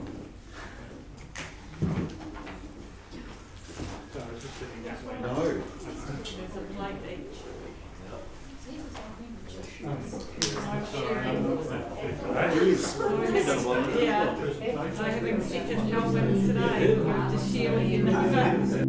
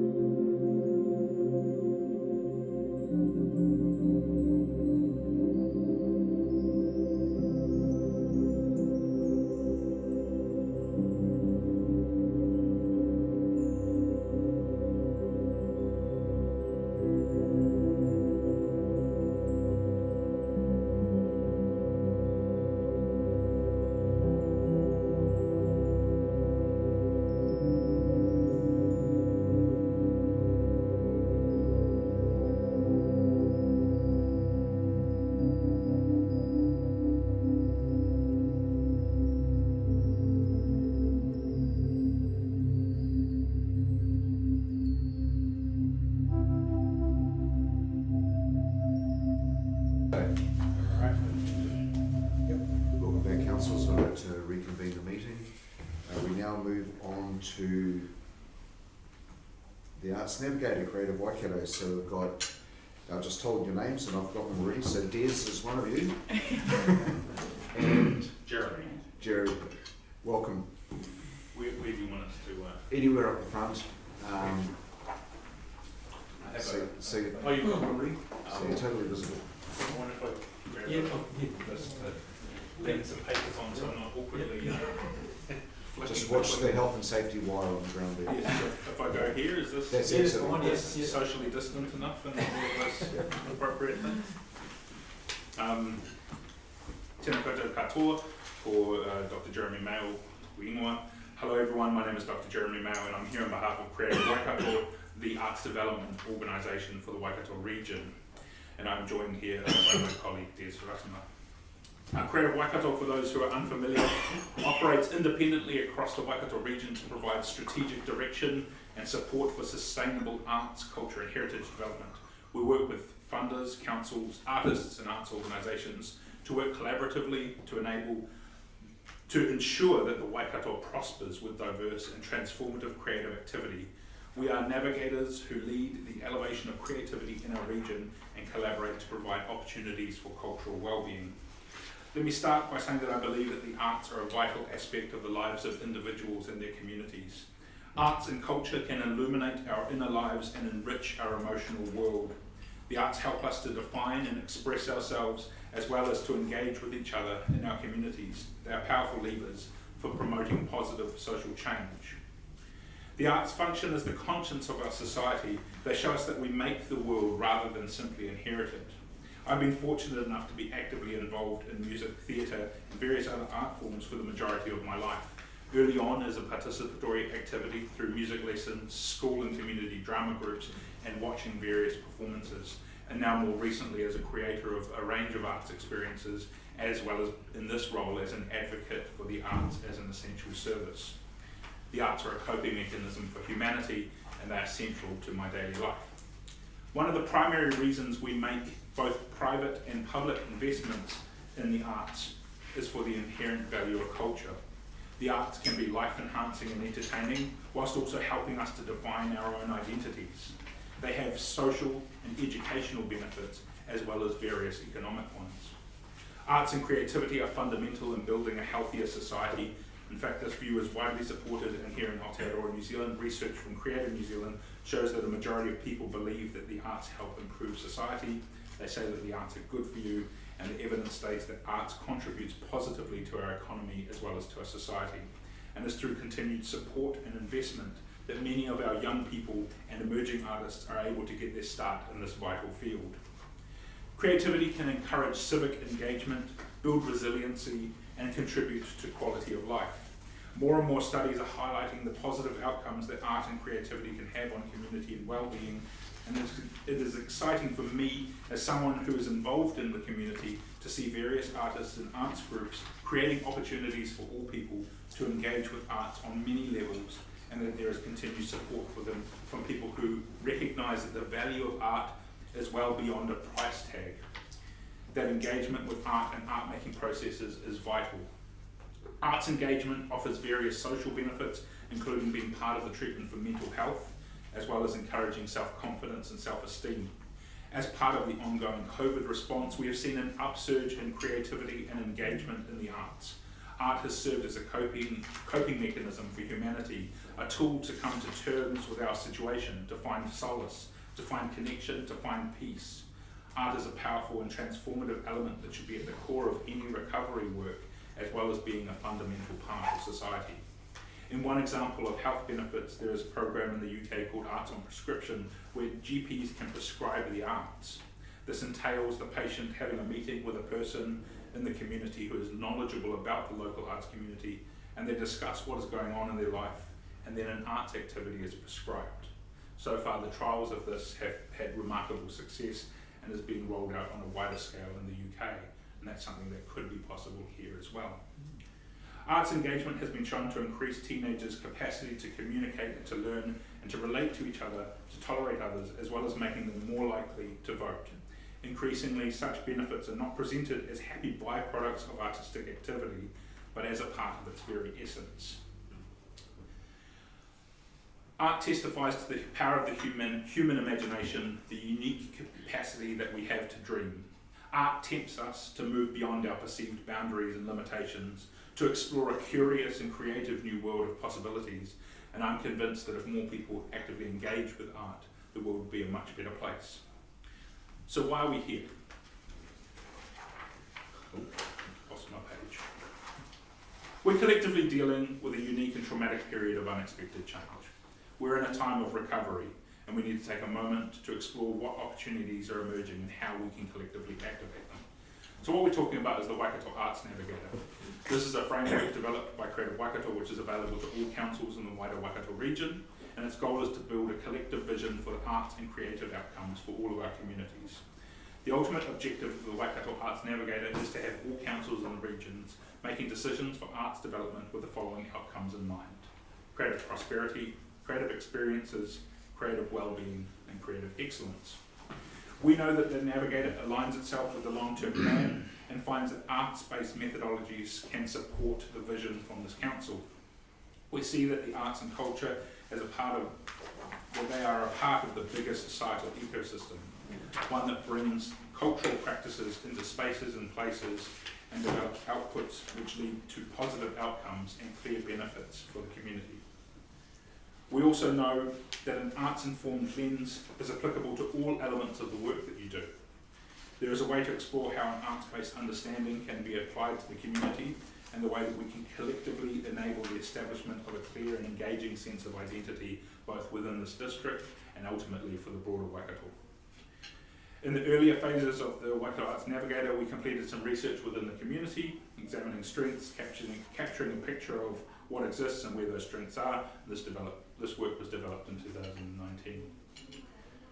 It provides a picture of where things sat pre-COVID and shows that there is an arts-aligned community that exists in this part of the region, one that can be supported and enabled to reach out and develop their own capability as well as engagement for the broader community. And this shows where some of that sits, which is all in the report as well. In a recovery environment, there are going to be some issues, some challenges to address: economic downturn, physical and mental health, and an increase in inequality. But with this, there are also opportunities to see the call, to explore your own backyard, to buy local, to support local, and through arts activity, we can provide an extended process for that kind of engagement. Art can serve the community in a range of ways, and Creative Waikato can help. We have a pathway for you to work with us around providing some strategic vision and project planning that can enable more of this type of work to happen in your district and with the strength of your community. This pathway, which is presented in more detail in the report, has us working together to explore opportunities and solutions, activating a process, and then collectively enjoying the outcome. The scope for this work is extremely flexible and scalable, and it depends on the vision that you have for the district, the scope of the outcomes that you wish to enable, and of course, as always, the scale of the budget. As part of this, in the report, we've outlined some examples of projects that could happen, and we've got some examples here of projects that have happened elsewhere in the world that provide some imagery and evidence of that. Hello everyone, can you hear me? So I'll just talk to a couple of these examples that were also in your report. So this one is actually called the Yukishi Festival, which is Let's Do It in Japan. So it was based in the northeast part of Japan. It was led by a Japanese art collector that was her hometown. So she took a group of artists back to her town, which was devastated by the Japanese tsunami in 2011. And they decided to connect with the community and provide some respite using art solutions. So as you can see here, there's obviously been some physical devastation, so they did a makeshift playground, but they also created a dream shopping street where people with the community could write down their wishes and dreams. They provided things like massages, they flew lanterns, and they had a listening booth for people to listen and to also tell their own stories. So this is just an example of what could be done in the community in a recovery situation. This example here is not as a result of a physical destruction, but it's, I think, timely now in that obviously the economy is affected by COVID. This is an example in Seattle, USA, in which a group of artists, I think 8 artists, were selected to activate some storefronts. So it's quite a simple thing to do, but quite effective in that it allows artists to reach out to passers-by. It generates social enterprise and economy as well. And that was in a response to COVID in Seattle. There are other options for things like performing arts festivals that can happen over an afternoon or a day or a weekend or a week. And there are examples of that from all over the world. One really prime example of that in New Zealand is the Cuba Duper Festival that happens in Wellington, which is a really exciting street festival that involves community performances. This is part of some work that happened in Christchurch post-earthquake with a project called Gap Filler, which is about activating spaces and places in the central city through arts activity that just bring communities together, provide spaces for whānau to create work and to just be and to explore things together. And we have a number of, there are a number of groups in the Waikato who do projects like this as well. This is from a group in Santa Fe in New Mexico where they took over an empty bowling alley and made it into an immersive art installation. So the group's called Meow Wolf, and they made these large-scale artworks that you could be in and explore. And this has become a multi-million-dollar business for them, and they've started doing installations all around the States. This is from the Burn Street Art Festival, which happened in Hamilton. That festival was developed out of a response to the central city being emptied with the creation of the base. And this has been happening over the last 5 years with a range of murals around the city, which has really activated what goes on in the city and makes people proud to be from Hamilton and to out to us to have training in project planning, strategic planning, governance for arts boards, applying for funding and things like that. So we're working with individual artists and with small groups around upskilling their capability with that, and then also providing some guidance with CRAD New Zealand around the way that CCS can be better applied. But there is certainly more work that can be done in the district, and part of that's to do with our capacity. We have 6.5 staff, or the equivalent of 6.5 full-time staff, and we're covering the entire Waikato region from Port Waikato down to Taumarunui, from Raglan all the way to Thames Coromandel. So we can do as much as we can do, and there is scope for exploring possibilities around the creation of a part-time role that directly serves this district, but that would again require some further investment. But that's something that we can definitely look at, because it would be great to have more connection directly with the council and with what's going on in the district. Thank you. Questions, councillors? Yes, Councillor Williams. So is the funding for preparation of the storefront gallery or in support of the artists? It would be a mix of both. So at this time it's really great to have artists paid for their work. As a kind of base rate that's suggested by Creative New Zealand on behalf of artists is a minimum of $25 an hour for their work, and then beyond that if they're creating commissioned work. But then there's funding just for preparing things, so like making sure there's walls to hang stuff on and appropriate kind of ways to display things. So it's a mix of paint and some lighting and Yes, If we wanted to do a project, let's just say the storefronts, what sort of money would you need, and if it was, you got money from within the district or council, and what sort of percentage would Waikato Arts contribute? So we have some idea of the amount of funds that we would need to sort of get it off the... So when you say the amount of funds that Waikato Arts would contribute? Or people? With a lot of arts funding, a lot of that work will come through in-kind. in-kind support. So you may fund some component of it in terms of the practical side of things, but some of the artists will deliver their work in kind, so they'll offset the cost that way. In terms of kind of direct funding, the funding pools that currently exist for arts in the Waikato would be things like CCS, unless if you apply to Creative New Zealand. So the availability of that fund, it will depend on a really clear project outline and how that can be communicated to those groups.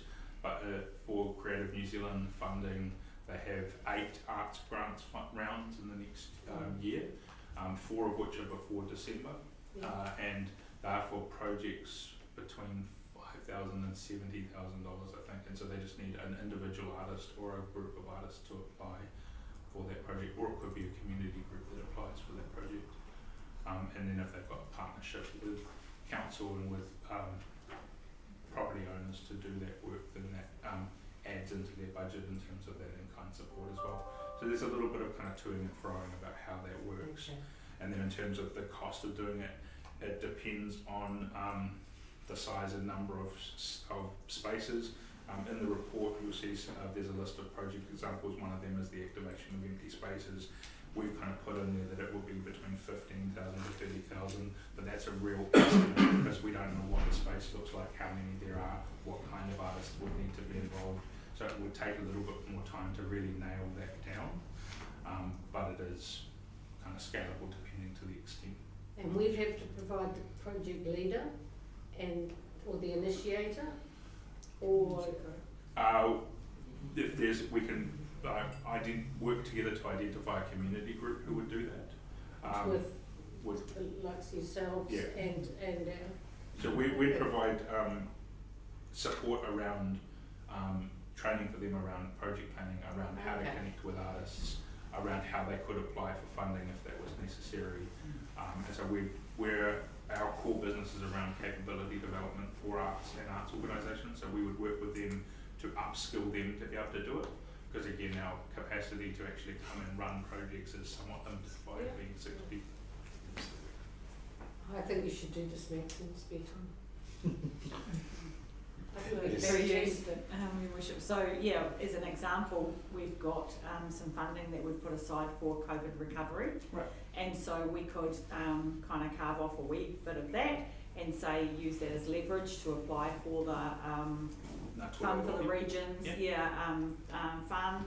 Find it maybe like because part of it is obviously revitalising our main streets, so there's a kind of an economic benefit, but the other would be to support artists. So we could partner with a couple of community organisations who could perhaps make the application, but demonstrating that they've got that seed funding from council before they apply.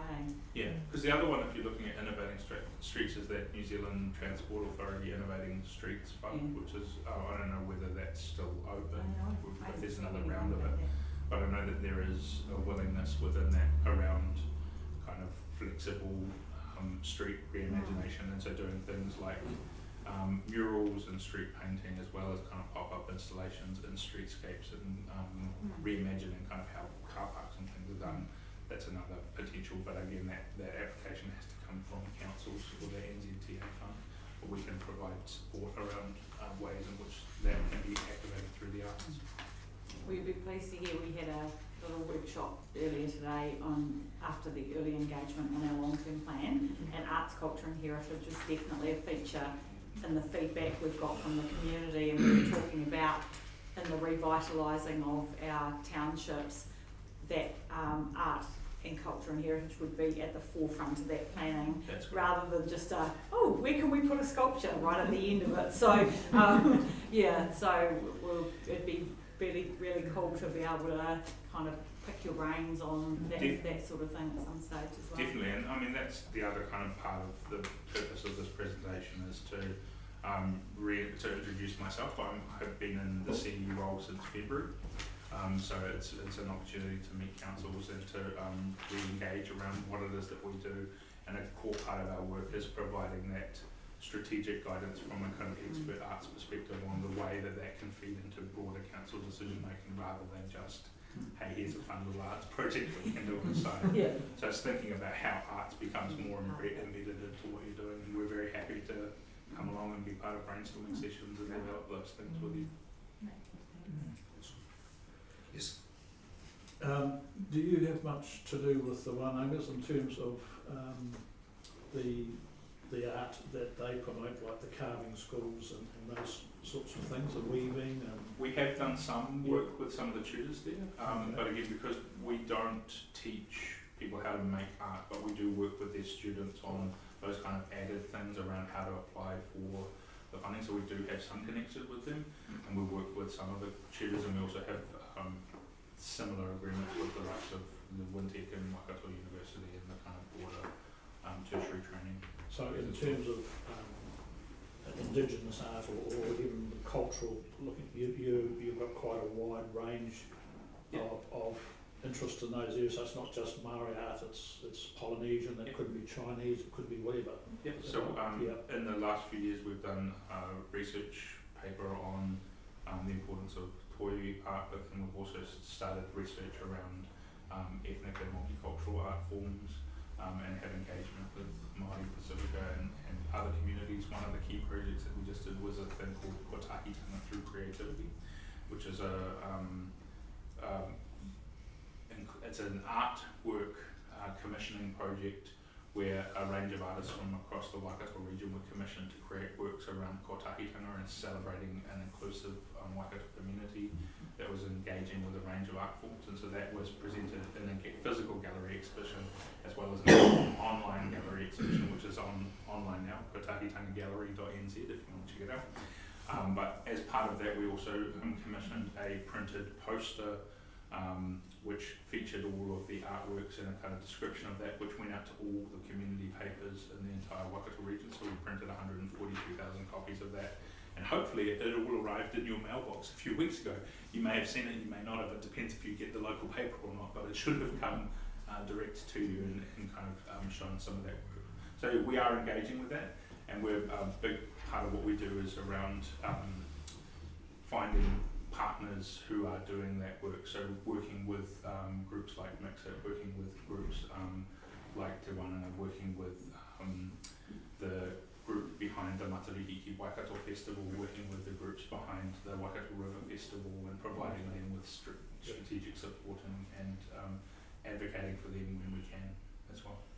Yes, because we were talking earlier, as Tanya said, about one of the things that came through from the early engagement with LTP was the arts, and I think it was Robin here that raised the matter of events. You know, that perhaps this is a district that could perhaps be doing a bit more in terms of events, and maybe I'm not too sure whether you're aware. In your paper here, you talk about the artists at Kawhi, for example, but there's actually quite an emerging music scene out there as well. Yeah.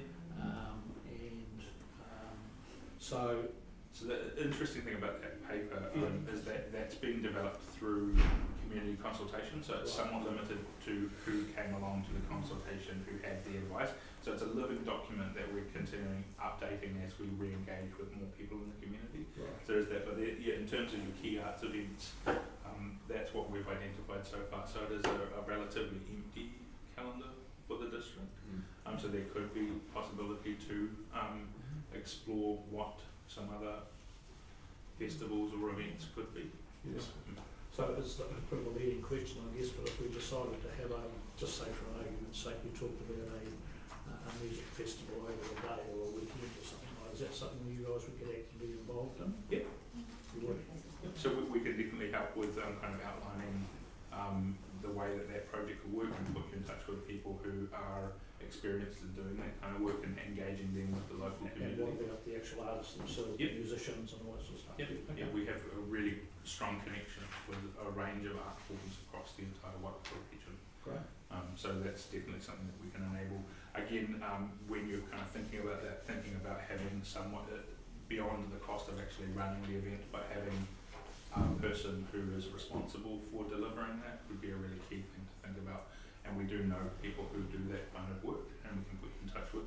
But that's and we can support them with those connections. But yeah, that is something to be aware of. Is that the cost of the event then sits alongside the cost of a person to, or unless you have capability within council staff to do that kind of work. Just one further quick question from my Waikato University, is that still running a music program? Yes. It is? Yep. And do you get much involvement with that as well? So the Waikato University music program is largely classical music based. And they still do, we liaise with them around work that they do. They also still perform in the city with the mayoral matinee. But the other music courses that run are also the Wintec has a really strong music course in more popular music and musical theatre, which is coming along really well. And they have students coming from all over New Zealand to study there as well. So it's a really strong program. And then there's some great programs happening in the Wānanga as well. Okay. Very good, thank you. I'm a musician myself, so. What do you play? I play piano, but I'm a composer mainly. Oh, okay. Yeah. I'm a drummer. So No. what happens I'm really good at singing after lots of Yeah. I stress after lots of Waikato. I think I'm really good at singing. One after one long council meeting. And I just thought if we made it a street festival, then Roger's roading team could run it. Oh, they'd love it. Very different for them. Yeah. It'd be a really exciting thing to do and make for a really vibrant thing. If a festival aligned with when you've got the shop front galleries and stuff, it would make for a really amazing little sense of activity. Awesome, thank you, Jeremy. Thank you, Des. Actually, Very it's good. really encouraging, sorry, Max, that you're considering this as part of your already existing processes. So your LTP, I think that's where arts can have the biggest impact, when it's sort of integrated at the beginning, sort of with either revitalisation or town planning or your transportation projects.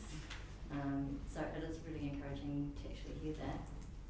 We're actually working with Matama. We hosted a few Matama councillors the other day. We're also looking at using their recovery budgets to do similar things in terms of transportation revitalisation, and they're really interested in sort of immersive art experiences, and so And if any councillors do want to come through and see some of the stuff that's happening in Hamilton as a model, I'm very happy to take you on a walking tour and we can see some artwork and experience some things.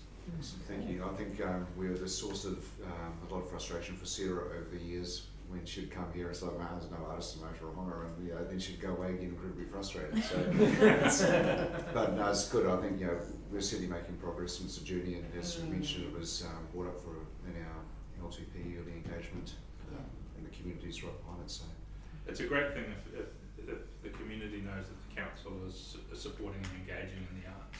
That does a lot for actually bringing artists to be based here as well. If they know that it's easy to do work and that they can activate spaces and they've got support, why not come and live in this beautiful part of the world, and the cost of living is less than it is in Auckland or anywhere else, and come here and make an awesome vibe of things. So that's a real chance to having a long-term vision for this, but knowing that it will be a 10-20 year vision to get it in. But if you've got that commitment, there's a lot of potential for what it could be.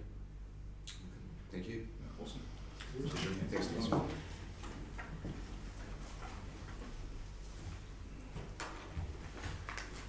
we're ready for the big one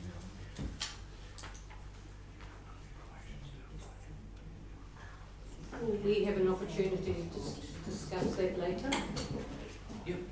After the meeting, we can discuss after the meeting. We'll discuss that. Yeah, we'll discuss it now.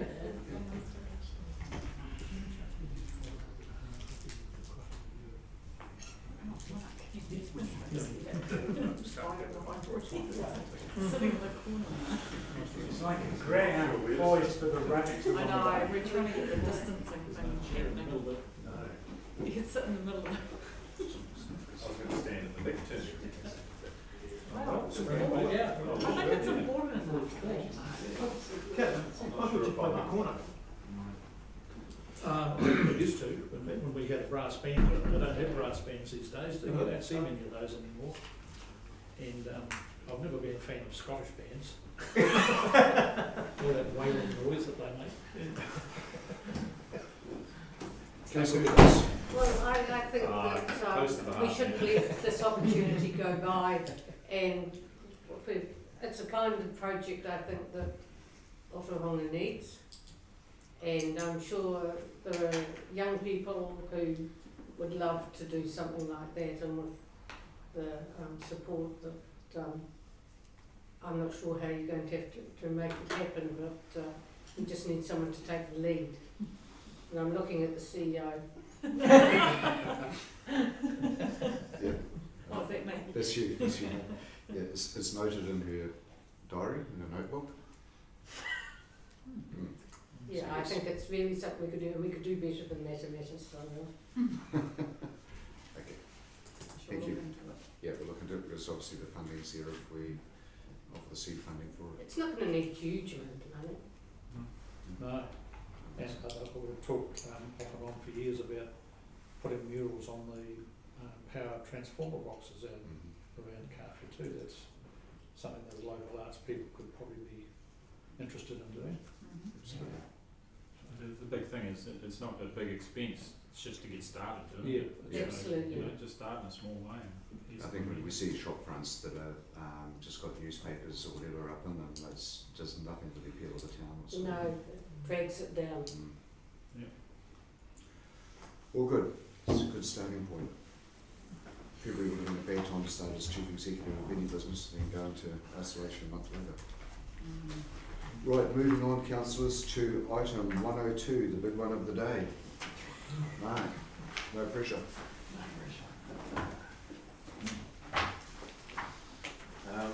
Grab the legs then. Yeah, I will actually. Stand and hold on my stuff. Quite a heavy report.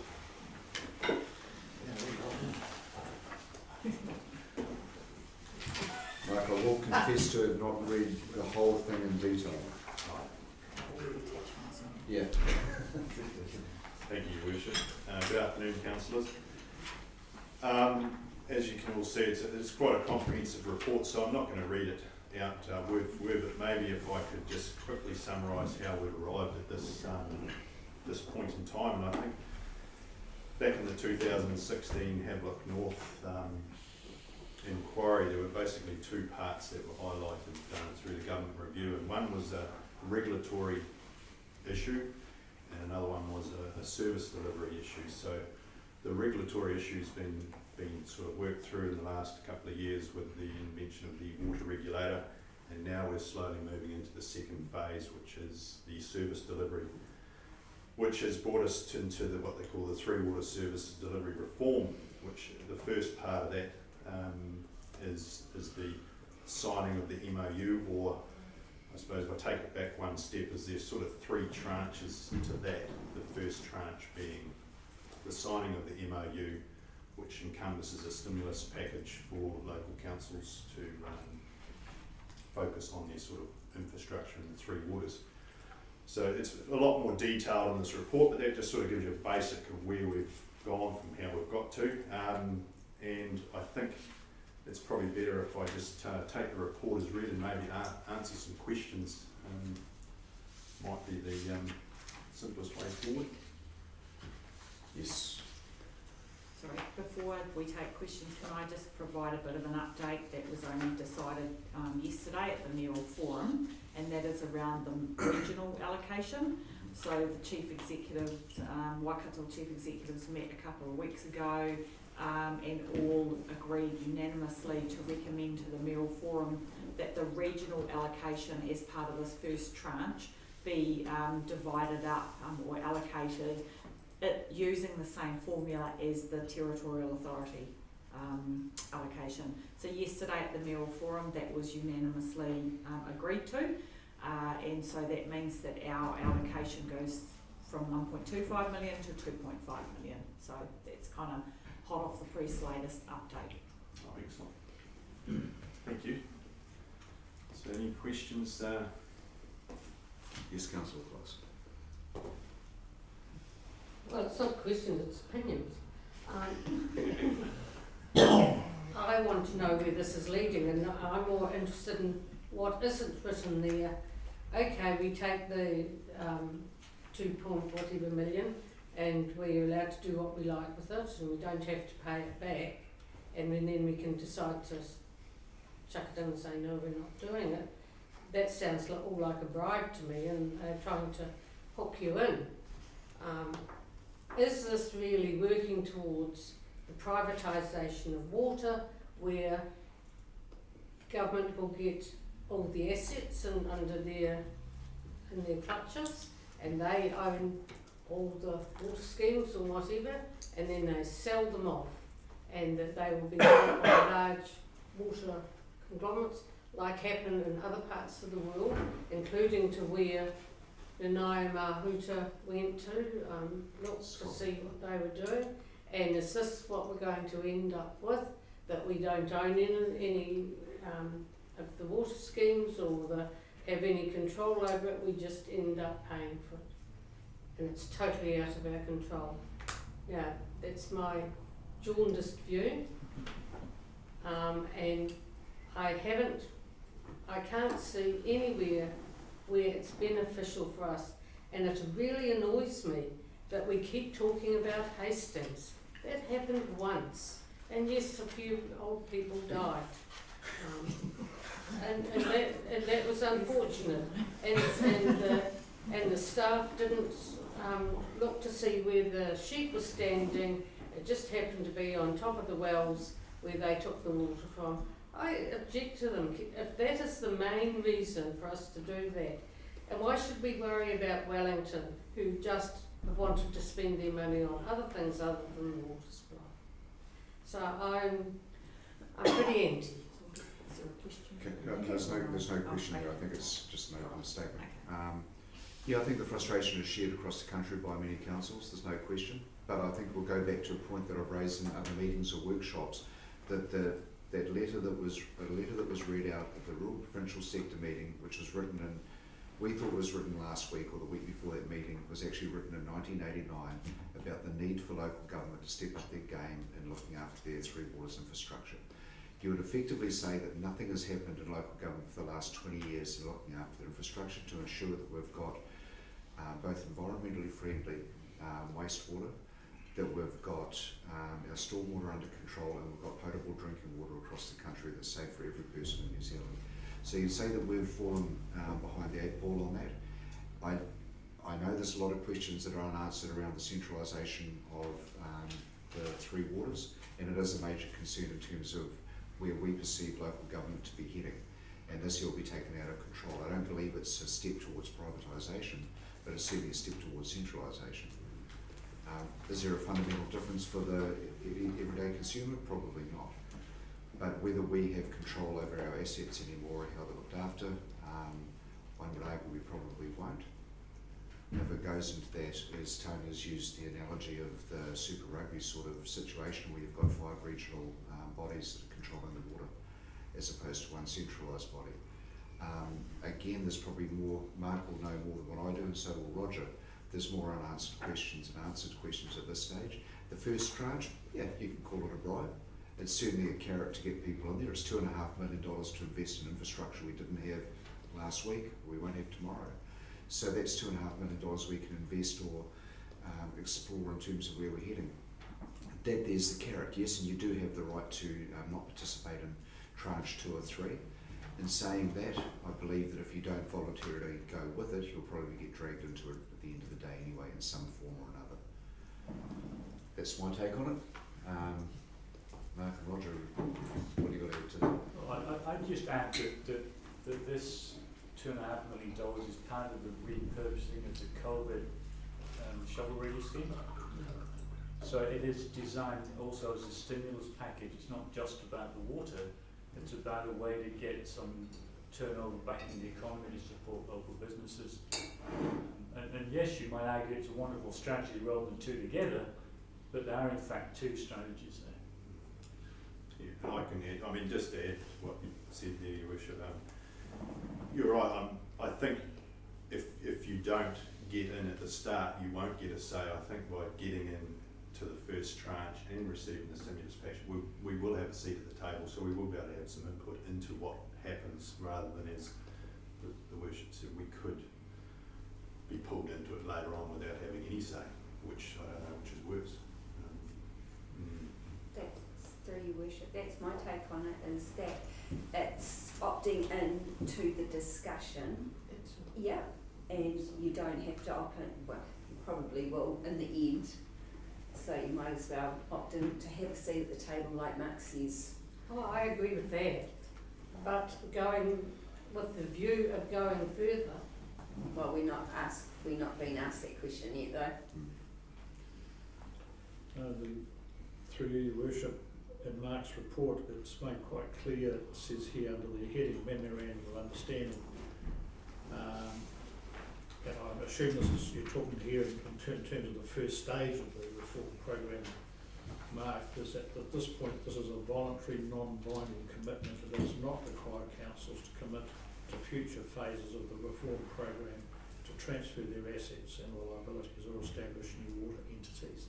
So I think probably what we're looking here is just, you could almost say we're having a mob each way. We're taking the opportunity to take the money, but at the same time we're still keeping in our back pocket the option to get out if we don't want to take it any further.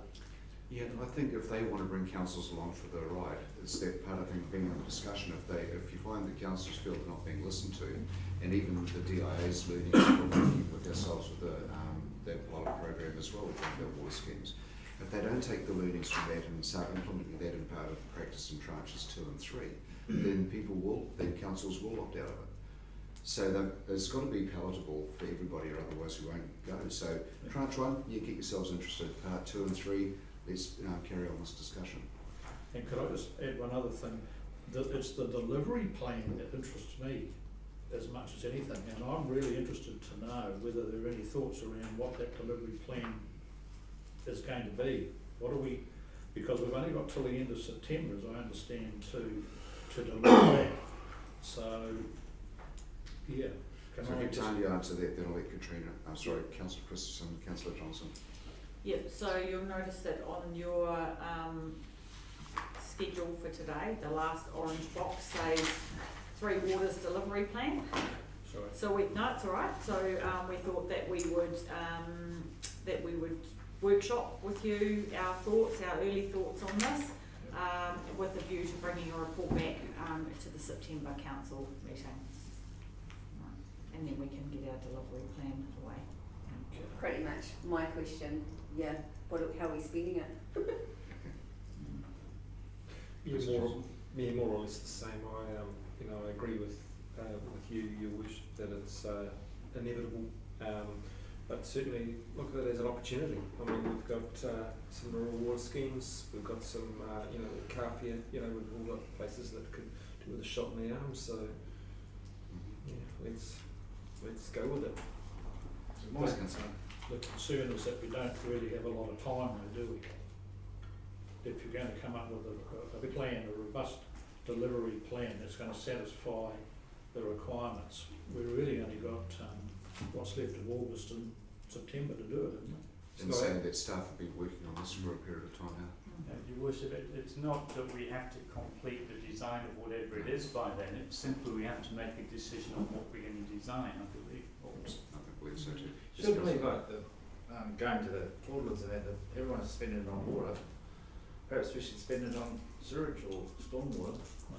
Then if they come and take over our water system, well, we'll still spend money on, like water care is not going to come and take over our sewage system, we're on a stormwater system, so maybe we should be using that money Absolutely, that'll be away from delivery plan discussion later on. the water type, Yeah, where do we see our priorities? That is the biggie.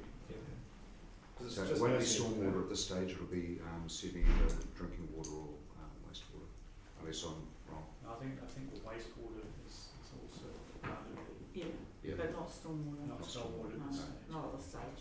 It's part of it, but to a lesser degree. To a lesser degree.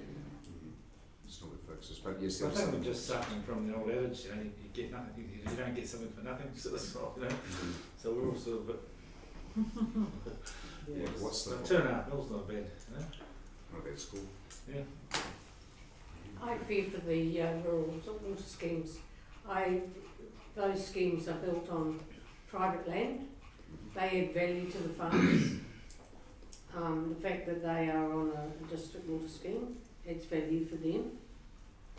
If that's all taken off them, and will they be compensated for that? We don't know that.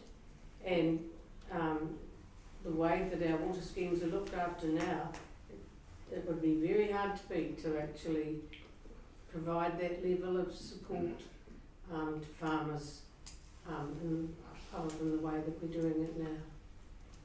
And I really fear for that. And that's, in this district, that's a lot of farms. I think the whole objective here, Councillor, is to improve water quality, not take away water quality. So if it's going to be to the detriment of what's going on, then why would they go ahead with it? Well, once it's out of your hands, it's out of your hands.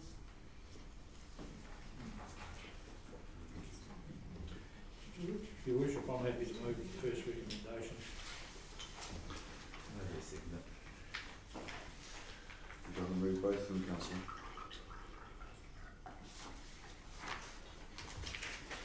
Before we do any further discussion, councillors? So we've got the two recommendations there, Mark? Yep. Yes. 1 and 2. Yeah. So the first one is really just noting those points, and then the second one being agreeable to resolve signing of the MOU and to nominate Tanya Wynn, the Chief Executive of Council, as the primary point of communication for the purposes of the MOU and reform program. Thanks, Mark. So, Councillor Jeffries, you happy to move both of those? Yes, I am, Your Worship. Do we have a seconder? Second by Councillor Dow. All in favour? Aye. Great. Thanks, Mark. A lot of work. As I said, I didn't read the attachments, but I think I've had enough. I think we've seen enough of them up until now. But yeah, is there a time frame around that money actually being put in our back pocket? Subject to the sign off on the delivery plan. Okay. So I think that's the end of October. That will be necessary. We'll have confirmation of our delivery plan, and we've got to start the work by March 2021. Thank you. Right. Thank you, Mark.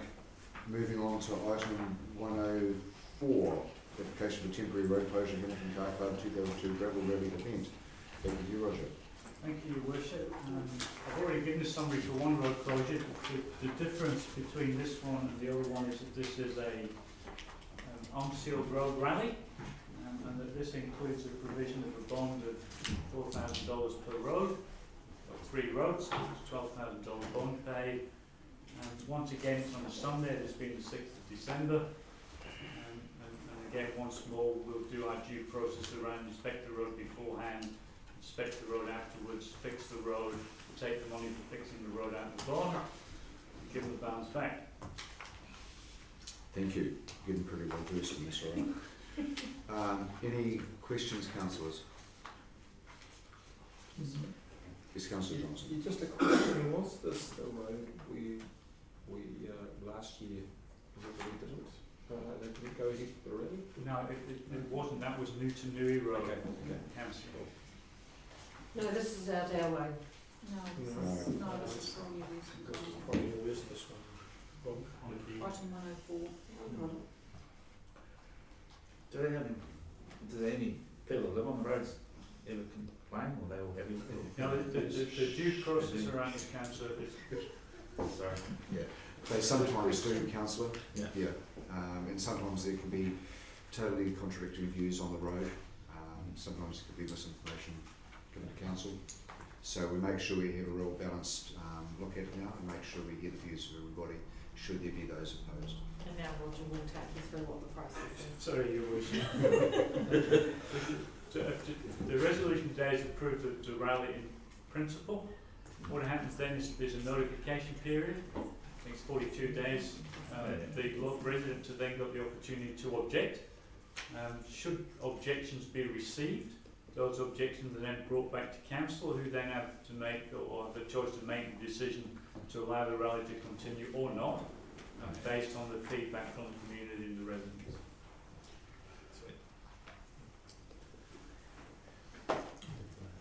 It's a good question though, councillor. We have struck it before. Yeah. Okay, thank you, Roger. So we've got a recommendation there that the application of temporary road closure of sections of Otorohanga, Otorohanga West and Kaimanga roads on Sunday the 6th of December 2020 be granted with the following conditions imposed. Those are We'll conditions start the numbering properly. It's- from 12. Why can't we start at 11? One move Well, we can. That's starting from conditions 11 through 21. on. No, it's just, it's not you, it's follow the along. formatting when we put the agenda together. Okay, I'll move that to have a Still second. a bit better than that. Seconded Councillor Ferguson, all in favour? Aye. Carried. You move it. Oh, I did. Thanks, Colin. Moving on to item, Andrew will want to come down. Stop socially distancing, Andrew. Item 105, Civil Defence Emergency Management Report. Apologies from Dave Symes, he was going to, can I sit here and Probably best out there, I think. Okay, Invite yeah. Brendan if you don't mind, Andrew. Brendan, where's the best place to stand? Do you want to be on screen or not? I'll just be the voice in the shadows. The apologies from Dave Symes, he was planning to come and speak to his report, but he's been called away, I think, to help with some planning enhancement or something. So I've read the report. Let's probably, I just ask it to be tabled as read and open to any queries if I can answer them. Otherwise, I'll have to get back to you later because I'm not totally across. Any questions, councillors? I've got a couple of, could please your worship through you. Andrew, the Western Waikato Emergency Operations Centre, which was disestablished Yep. in May, Yep. I gather was also responsible for the delivery of or supporting food banks. That's correct. Yep. Is there any other entity that's been established since that's going to continue with that service or not? So when the emergency commenced and all the orders were put in place, the government allocated $30 million to civil defence nationwide to support food banks. So that money was channeled through the regional group headquarters, and then that authority to spend was then given to the district emergency centres. And then after the event scaled down, everyone put their bills in and they all went up to region, and then region banked them basically with the government, and we got reimbursed for them. So that money's all gone now, that 10 million's gone. So if food banks require support, they now have to go through the MSD. So the MSD has been resourced up to manage that. Okay. Because they weren't in a position to handle that when the disaster occurred. Well, that's very handy because I've already had one inquiry about food banks.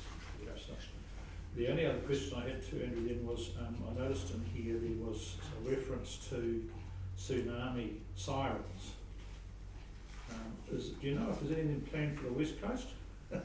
So tsunami sirens, as far as I'm aware, have been taken off the table. They have? Yeah. Okay. And the one at Kawhia, I believe that the fire service have been advised not to use it in that function. For that, it's a fire alarm siren, full stop. Full stop. Okay. Right. Well, that answers that. Thank you. Yep. Andrew, just on civil defence, if we do go back into lockdown again, there's been obviously that formation of that new regional body, which is going to be overriding, I suppose, the decisions that civil defence make, or they're giving direction to civil defence. Who's in charge of that regional body? Is that MSD that's the controlling body there? You're probably more likely to hear that information through your mayoral forum before I'm made aware of whether that is. Thank you. It's under design. Thank you. Any questions, councillors? So we have here the recommendation of the report, Civil Defence Emergency Management Report for April to June 2020 from Emergency Management Operations Manager be received. This comes from Andrew. Moved Councillor Johnson, seconded Councillor Ferguson. All in favour? Aye. Carried. Thank you, Andrew. Good to stay there, apparently. Okay, item. I'm sorry, the sausage paste it. Item 106, planning report for April to June 2020. Andrew, that is you. Once again, this is just a quarterly report for planning activity over the lockdown period, the second quarter of the calendar year. I suppose just basic statistics. I think the heartening thing is, despite the period of lockdown, year on year numbers are pretty consistent with 2019. And the thing that I think is probably most significant there is that the number of subdivision consents out-totaled the land use consents, which isn't usual for us. So I think that shows that on a large economic scale, low interest rates are fueling property sales, and people are taking advantage of that. And our subdivision rules, which are pretty relaxed in this district, and they're cutting land off farms and selling those lots. If there's any questions about any other aspect or any planning things that I haven't covered off in my report, one page or that it is. Thank you, Andrew. Could I just ask through your worship, Andrew, the second one on your schedule is a transportable dwelling cited in the Aotea hazard area. Yep. Is that hazard area, can you just explain that, why they're allowed to put something in a hazard area? Okay, so basically all of Lower Aotea Village, apart from a few sections up on Cooper Drive, are founded on sand, and our geotech people that helped us do our hazards analysis for the last district plan were quite categorical that they were all at risk of marine erosion, and so they're all it's all hazard area, and anyone that builds there, the houses have to be relocated so that any dwelling that's placed there has to be capable of being picked up and taken away, so we don't have the unsightly carry on that happened last time the erosion cycle swept through Aotea, and we had buildings hanging over the edge of the bank, and yeah. So what we check is that they're generally they're on pile footings, and that they aren't created, they aren't such a width that they're not capable of being put on a truck or easily broken into sections that can be put on trucks and taken away. Thank you. Can I ask a question? Yes, Councillor. There has always been some questioning about subdividing of parts of farms or whatever, and that they could be unsightly or detract from the area. Is there any examples of anything that is something that you would prefer not to have happen? Well, I think we addressed those issues with the last version of the district plan, and that what was concerning people is that we had no minimum size or no maximum number that people could subdivide from blocks of land. So to minimise subdivision costs and maximise returns, people were making bunches of very small sections close together, and other people that lived in rural areas thought that those conglomerate kind of little mini villages were detracting from the rural amenity. So we changed our plans to create a minimum lot size of half a hectare. We put in rules to ensure that buildings were spaced apart from each other, so that you didn't get a wall of dwellings or buildings and sheds all lying along the road. And so I think I haven't heard any complaints about that. So we're opposed to tiny houses, aren't we? No, I didn't say anything about the size of dwellings. I was talking about the amalgamation of dwellings, where you have very small sections. People build a house, a garage, and then right next to it there's another garage and another house, and you end up with what they call ribbon development, where you have a line of buildings lining your roads. Thank you, Andrew. Any further questions, councillors? If not, we have the staff recommendation of the planning report for April to June 2020 be received. Move and receive. Move Councillor Christensen, second Councillor Jeffries. All in favour? Aye. Thanks, Andrew. May the number of developments continue.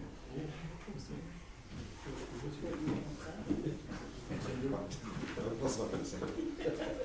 We're all thinking. Right, we're moving on to councillor updates. Councillor Dow, you been up to anything in the last month? Councillor? I've been doing a lot of reading that I don't normally do. But anyway, learning that. I've been to a transport planning thing at Waikato Regional Council, which was a bit of an eye-opener. I had a them, me too, being from a trucking background. I had a different view to a lot of people. But anyway, well, what have come out of that, I've asked them to reinstate the safety rating on our bridge on State Highway 3. I've asked if they could put that in there, because someone wiped it out and they've just cut it off. And now that we've got a subdivision down Sergeant Road, whatever it is, you know, there's a lot more people walking on that bridge, so I don't know how fast their wheels turn, but put that on the agenda for them. I went to a couple of LTP things. Basically talked around town, and yeah, that's about it. Awesome, thank you. May I encourage you at the regional transport meetings to keep on bringing it up. Don't let it rest, just keep on nagging. And I've got it in the minutes. So keep reading it. Yeah, no, good work. Yeah. It's, I think it's in a space like that, which is why I'm so enthusiastic to have you there, is you will be a different voice to what those sitting around the table is, and I think that's a very valuable part for that committee to listen to. So, good one. Councillor Jeffries. Thank you, Worship. Attended the road shows in the ward, the Tikaroa ward.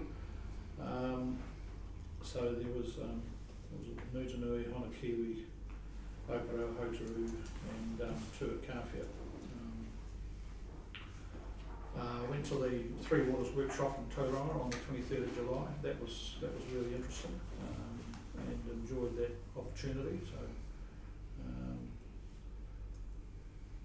there was, on the 25th of July, I went to a meeting along with Councillor Williams of the Onipu Trust, and they Mr. Wooster, Derek Wooster, presented a new four-wheel motorbike for the beach patrol out there, which was a good occasion, and there was a lot of discussion at that meeting about the concerns about erosion of the foreshore area from the marae right around to Ocean Beach, and I'll talk about that a little bit further just in a minute. I went to the annual meeting of the Kai Festival Committee, and they're going ahead with the festival on the 6th of February. It was Waitangi Day, so I've started the wheels in motion for that, which is great. On the 1st of August, I went to another meeting at the sports club. This time it was run by Tainui Kawhia Incorporated, TKI. I've issued some separate notes on that, but there were some really interesting speakers at that meeting, including Cam Twigley, who's a practicing environmental planner with the BTW company, Gerald Lanning, who was a partner in Simpson and Grierson's local government and environment team, his wife Dr. Muru Lanning, who's a research fellow and director of the James and Ari Maori Research Centre, Shane Solomon, former Tainui legal advisor, and Tipa Mahuta, who was a councillor of Waikato Regional Council, was also in attendance at that meeting. So, and the thrust of the meeting, the worship, was pretty much their concerns around erosion and looking after the wildlife, the fauna and the flora of that area. So I've got a few notes there that I've circulated to Colin and to Tania. 7th of August we had our North King Country JP's Association. We had our annual general meeting and our dinner at the Waikato Caves Motor Inn. And then yesterday obviously the risk and insurance meeting here. So it's been a busy few weeks. Thank you, Councillor. Yeah. Can I just mention that tomorrow night in Kawhia, the Maniapoto Maori Trust Board are having a meeting in the hall there to take a vote on whether Ngāti He Kairo will be taken as a hapu of Maniapoto. And that's going to be a very interesting meeting because I know Ngāti He Kairo don't want to bar of it, so it could get a little bit fiery. It could be quite an interesting But it's over bits and claims that affect them directly, isn't it? Yeah, well, Ngāti He Kairo have always claimed that they're an iwi in their own right, Yeah. and they certainly don't see themselves as being subservient to anyone, if that's the right term. So, I just wanted to also compliment staff for the work that they did or oversaw on the museum building out there. I think it's looking really good with all the work that's been done there. So thank you and your team for that. And if we could convey our thanks also to NZTA or whoever was responsible for the work that's been done at Maputi. We've actually got 2 lanes running there now, which is great. And they're in there at the moment just resealing parts of the road, but the wall has been completed and they've done a really good job. So it's all good news. Thank you. Thank you, Councillor. Councillor Kloss. I admit to being rather insular at the moment. I've got other matters on my mind, like trying to extricate ourselves out of Arikina, and we'll get there within the next, probably before the next council meeting, but I won't hold my breath, and the number of issues that we're confronting with around there. So I have attended 3 of the long-term plan events. I was absolutely pleased that we went through that process and we've opened ourselves up to proper consultation, and I would like to think that we will carry on doing. It's unfortunate that there's a time of the year that you actually shouldn't endeavour to corral farmers, and that is July, August, September. Don't even mention trying to get them somewhere else, because their head is spinning with calving and lambing and what have you, and they can't cope with 2 things at once. So,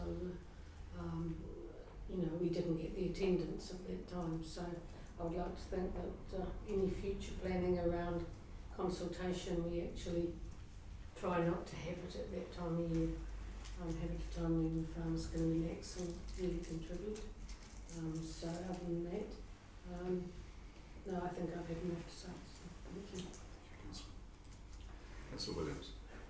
I managed to get to most of the drop-in sessions. It was excellent on 2 counts, both with constituents and just general people in the district, and also catching up with staff and doing some one-on-one time during when we were waiting for people coming in. Risk and Assurance Committee, Kawhia Community Board, and items that Councillor Jeffries has already mentioned, and the Kawhia Quiz Night, which we won for Otorohanga District Council. We did. And were you dressed up, Councillor? I think it was Christmas. Yes, you were. Our chief executive looked like a Christmas tree. I, on the other hand, was very subdued with red and black edged earrings. As long as you did your team proud. Councillor Christensen. Some of the long-term plan drop-in sessions, done the 3 town ones, one out at Kawhia, QQ and Mahihi, and like Annette said, great being out in the community, listening to people and spending some time out of here with staff, which was really cool. The 3 Waters workshop at Claudelands, which was really good. Community board meeting, and life.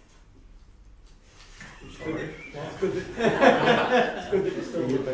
I'm glad you attended that. Yeah. Because of these. Yeah, we had a meeting at Get Together the Grants Committee. I should put more on the agenda, but we've got time. I'll be sending something out in the next few days about, yeah, you wrote that too, on the funding for rural travel funding for the area. So looking at sending a survey out, so I'll read it out. So they want to seek more information and more around isolated communities' needs, and if this is wider than the travel that they're accepting at the moment, so I'll attach what there is at the moment. So they suggest that we, before finalising that we socialise with council, schools, clubs, parents. So I'll put that out there and you can flick it on to anyone in your community that you want. They can get that survey back in and we can talk about it at our next meeting, I hope. So once all the surveys have been completed, Sport New Zealand will undertake to review the results. You'll read, if you're not aware of it, the Rural Travel Fund is really restricting. It is. Really restricting. So we need to put it out there to our local sports and schools to say we need a wider band, because they do come up with some reasonable money, and if we can put some with it as well, that'll help our community ahead. So yeah, I'll put that out in the next week. LTP road shows, yes, really enjoyed the ones I could get to, which was Naroma and Korokanui and Te Kawa and QQ and Otorohanga.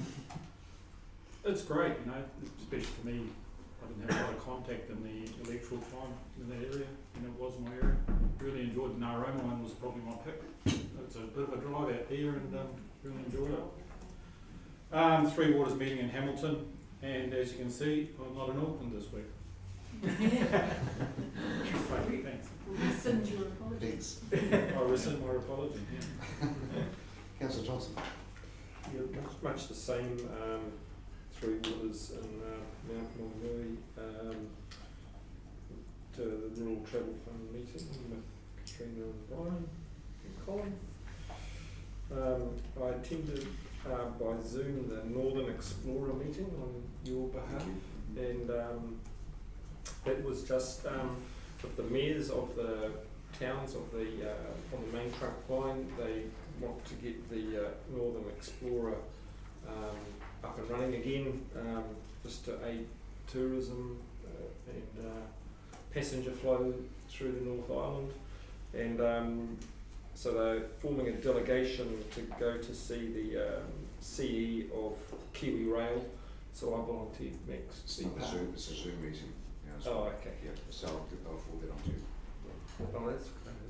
Anyway, that was one little fill-in job. So much like all of you, I went to the LTP meetings in Nutanui, Otiwa, Maihihi, and both the Otorohanga town ones.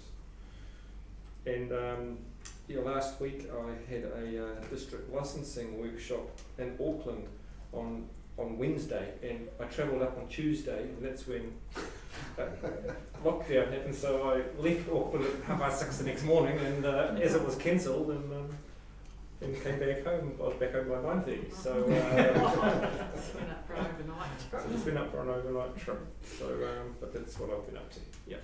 Okay, thank you, Councillor. Could I ask Yes. about the train that they're looking at putting down? I heard the interview of the CEO of Kiwi Rail on the radio, and they're looking at only having 5 stops between Auckland and Wellington. So my immediate thought was, are they going to look at dropping one of them, and could it be Otorohanga? Well, at least we've still got a railway station. Tiamuti doesn't have one. No, well, like Tiamuti, they could be, but it's 5 stops. Well, there was no mention of that. There was no mention. I'd be aware of it then, and we may need to make a submission if it's okay. But they were actually talking of getting more stops, so which was reopening Tikawiti, Taumarunui and Martin. So that's what they were hoping for. So yeah, whether that occurs or not. It's something to do with the the time that's taken for all the stops, and they wanted to reduce the train ride to a finite period, and so if they have too many stops, they can't do it in the time frame. That was the reason that it was given for reducing it to 5. Thank you, councillors. And I'd just like to thank you all for your attendance at the long-term plan drop-in sessions. It was great. And I agree, it's good to spend some time with staff, have a catch-up and see those in the community and halls that we haven't been to before. So very good. So on that note, I'll just move on to public excluded. So can I move we're going to public excluded? Second, Councillor Williams. All in favour? Aye. Thanks, Andy. Thanks.